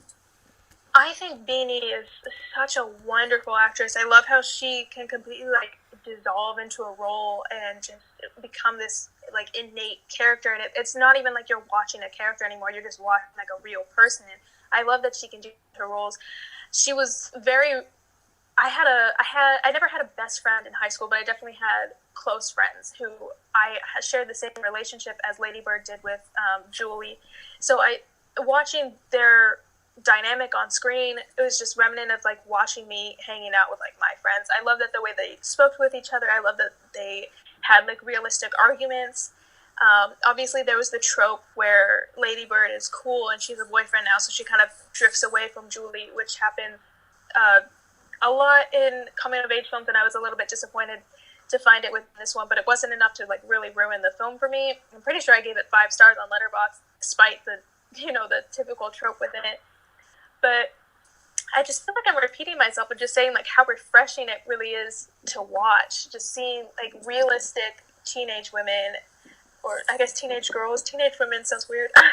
Teenage girls talk to each other and their relationships with each other, and especially being at one point a teenage girl and having teenage girls as my best friends and like hanging out with them and talking to them in the same way. It's just like, I don't know. It's great. It's really nice to see and really nice to feel represented on screen in that way.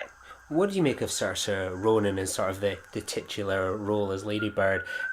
What did you make of her performance and sort of the writing behind that character? I loved her. I thought she was so funny. She pulls off this like bratty, but not really bratty, kind of like woman who's going through her own sense of kind of I don't know what the word is, like awakening, I guess, where she's going through this awakening where she's realizing that she's tired of the bullshit. I fucking love that she was so upset, and like not really upset, but she was just so tired of everything, where like even something as small as the magazine, where she's like, can I get this? Her mom says no and hides it in her skirt and under her shirt. I'm just like, you know what? Mood. I've done that before. I mean, no, I haven't. I've never committed a crime. I've never shoplifted. I'm a good person. But it's just, I think she did a great job. I loved watching her be this kind of like I don't even want to call her bratty because she's not bratty, but she's got like that sense of like she's got that air to her where she definitely thinks she's above this, and she's above Sacramento, and she's above high school, and she's above being treated lower than her brother and her brother's girlfriend, and she's over everything, and she's just desperate to break out of this mold in this way. It's just, especially that scene where they're talking about abortion. She says, well, if I had abortion, I wouldn't have to sit through this stupid lecture. And what? Same. Like, I've definitely had that thought so much before, and it's really nice to watch this kind of, she's unapologetically bitchy in some ways, but at the same time just such a sweet, kind-hearted person who really just wants to find her own way, and just multi-dimensional, realistic young woman, and Ronan does an absolutely perfect job portraying that. I've got to ask you, as sort of the Californian here, does she pull off the accent? Oh my God, yes, absolutely. Just, I couldn't hear a single smidgen of like her actual accent. She just sounded California born and bred.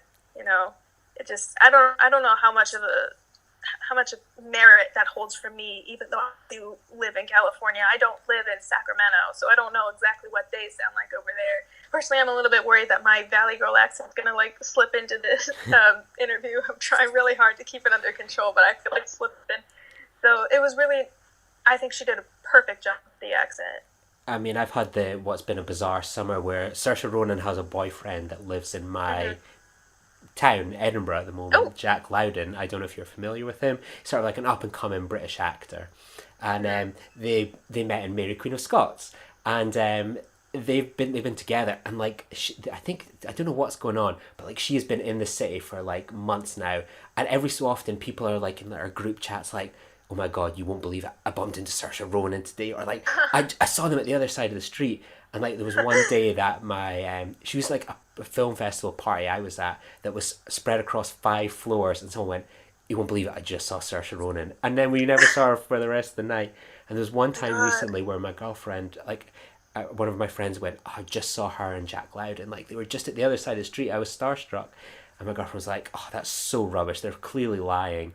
And then like 30 minutes later she messaged me, went, I'm in the bagel shop right now and I've just seen Jack Loud and Saoirse Ronan go into there and stuff. So they seem to be just randomly popping up in my city, and I can never seem to bump into them, even though they seem to be in my region and stuff. It's driving me absolutely mad, but I will one day meet Saoirse Ronan. That's on the to-do list. No, yeah, you definitely have to. Especially, you know, it's so funny to me. Everybody you know has seen her except for you. Exactly. At one point someone saw them doing yoga in like a garden space, and they were like, we're just sitting there, and like there they are, and we're just like, and they're like, do we go up and say something? Do we say anything? And they're like, no, you can't absolutely say anything, you've just got to just be like, pretend that they're not there. It was it seemed to be the challenge for people in Edinburgh this summer. But it's like, oh my God, I have a really great joke. It's like Lady Bird watching. There you where go. you can't acknowledge them, but you just gotta be like, damn, I saw them. Exactly.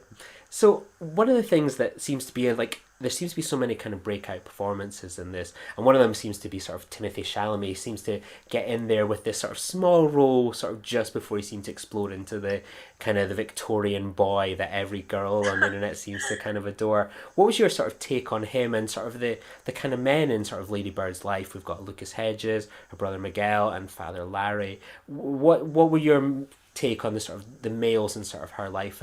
For me, I like how they don't seem to dominate more than sort of the mother and best friend figures. What was your take on them and sort of Timothée Chalamet? Yeah, I liked them too. I liked that they were kind of pushed into the background, and they were more minor supporting characters than anything else. I really liked that. I like how realistic both of them were portrayed with Lucas Hedges and Timothée Chalamet, where it's like you have like that edgy, deep, thoughtful boy who's like, oh, but like children are starving, but I'm so deep and like hurting inside. And then you have Lucas who's over there and he's just like, please don't find out I'm gay.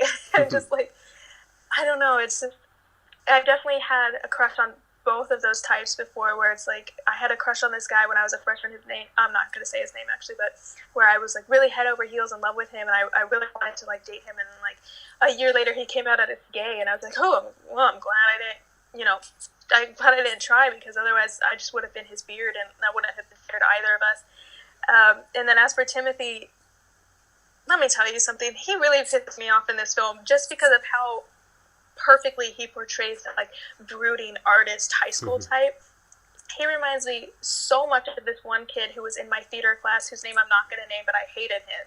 To the point where, like, I was watching him on screen and I knew it wasn't him, but I was like, God, I hate this kid. Like, get him off my screen. I don't want to watch him anymore. And so I think he did a great job playing that type, especially, like, with just how much it made me hate him. Why do you think this sort of film has become so popular and stuff? It seems to be sort of become quite universal. It seems to be instantly quotable and memeable. That I think that the Julie line, you know, you're not happy unless you're the center of attention or a titular role. So many of her lines seem to be memed or like moved around and so on. What is it about this film that seems to have endured in quite a way that a lot of indie movies, they seem to burn quite brightly for a small bit and then kind of vanish off? Why is this one sort of continue to be so popular? And I think it was up until Hereditary, this was A24's most kind of popular film in terms of box office. Yeah, well, I definitely got to go back to what I've basically been repeating and saying just in different iterations. It's just that it's just really refreshing to watch this type of film. It's so nice to see yourself on screen, something that so many young women can relate to. Especially, you know, high school aged girls who I feel like a lot of the time their interests or them in general are just kind of pushed to the side and not really thought of as anything. And their interests are kind of like mocked and stuff because they're like teenage girls. So like boy bands, Twilight, One Direction, all these kind of things that are liked majorly by high school girls, it's kind of shamed in a way. But this one's just, it's not shamed. In fact, it's revered and everybody loved it and everybody's talking about how great it is, and it just revolves around a bunch of high school aged girls, and I just love that. I think that's probably the reason why it has done so well. It's just because everybody my age and every young woman, or just maybe even like probably even like older women, like they can either see themselves in Lady Bird as when they were younger, or they can see themselves in the mother, or they can see themselves in Beanie's character. There's just so many different women in this movie that it's just so easy to find something in each one of them that you relate to the point where it's just that's all that matters when you make a film is you want relatable characters that the audience can feel connected to, and ultimately that's what's going to sell your film, and that's what's going to make it such a cult classic like it is that these characters are realistic. These characters feel like they could be your friend, they could be your high school best friend, they could be that person who sits next to you in class. It's just, I don't know, it's really refreshing. I keep saying that word, but I don't know, it's beautiful to watch, kind of, to see such a wonderful portrayal of yourself on screen, to the point where I just think after so long of not having that, it was like such a breakthrough to so many people. Even though I kind of want to shake them and be like, Edge of 17 was first, though, yeah. just so you know. That's hella tight. So have you got any kind of final thoughts on Lady Bird? I feel like I've pretty much said everything I've wanted to, except I just recently got a license, so what I'm very looking forward to is taking that first drive around my town and see if I can relate to Lady Bird, saying with her monologue where she's speaking to her mother when she says the first time that she drove by herself around their town.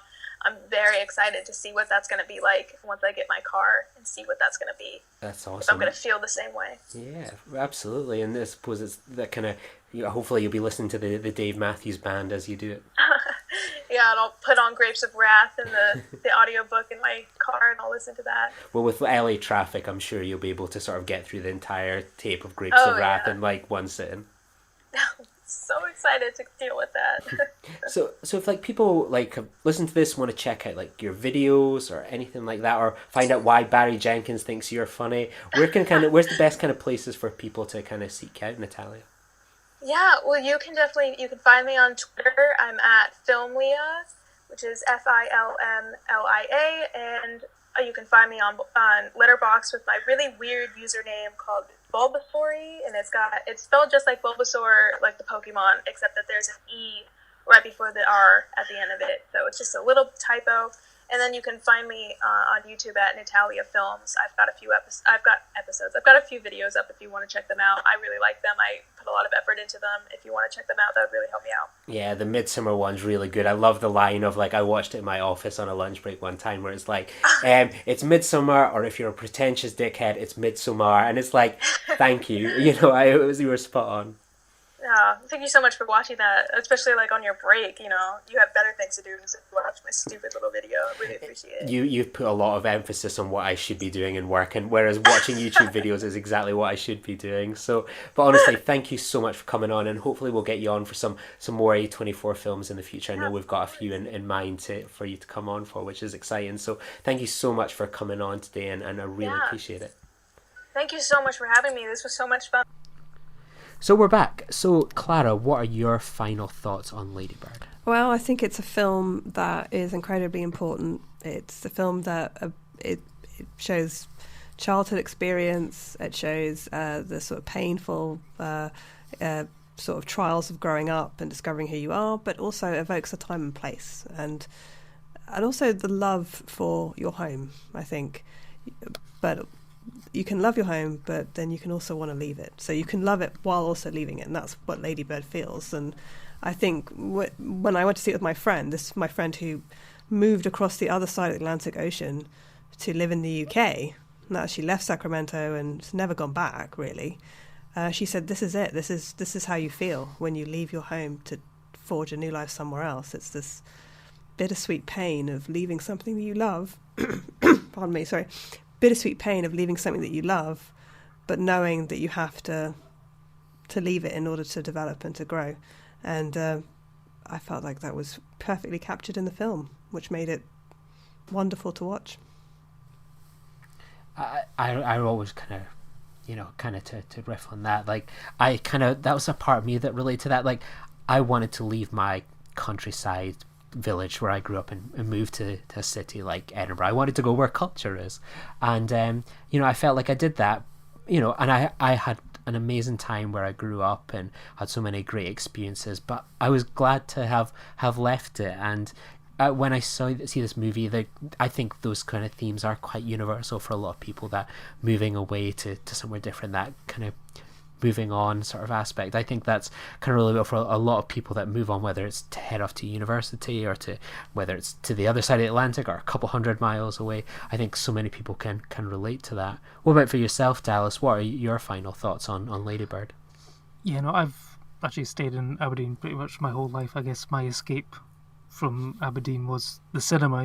It was able to take me to all the places that I could never go, and I guess I'll have to be content with that, and I think I am. It's shown me worlds that I would never get to see, foreign language films and stuff like that, so it's great. But I mean, I think what this film, along with other films such as The Edge of 17 and Booksmart as well, is showing that, sort of going through the list of like the teen movies of the decade, is that the best ones of this decade have actually been sort of written and directed by women, and it's interesting that these sort of films, Booksmart has a couple of points of it, but they haven't resorted to that sort of base humour, gross out humour that you used to get with your American Pies and your sort of Project X's and Superbads and stuff like that. And they were a more heightened sort of showcase of what school was meant to be like, but these films have basically shown what high school really was like, and I think there's an honesty and a truth in them which is to be commended. And I think there's a reason why these films are rated so highly amongst so many people, and so many. I think they're more relatable, and you can see yourself more in these ones, and I think that's why they've sort of succeeded. For you, Dallas, we often do this when we get to the end of some of our episodes. Where does this one sort of rank in the A24 filmography? Obviously, Under the Skin is both me and your favourite film from the filmography so far. Is that still the same?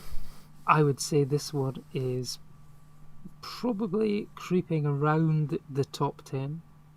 I think, yeah, between 5 and 10.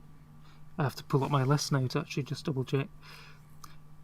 Yes, I think it would probably knock Ex Machina and Lobster out the top 10 at the moment, so I would have it around about 8 or 9. at this moment in time. But it could change day to day, who knows, depending what kind of mood I'm in. For me, this would rank in at second behind Under the Skin. In a way, like, I think Under the Skin is A24's best film to date. You know, there's a lot of tough competition up there at the top and to come as well.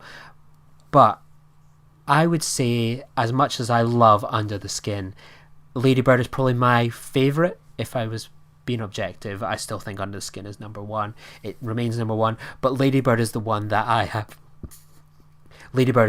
watched the most, the one that I find the easiest to just switch on and rewatch.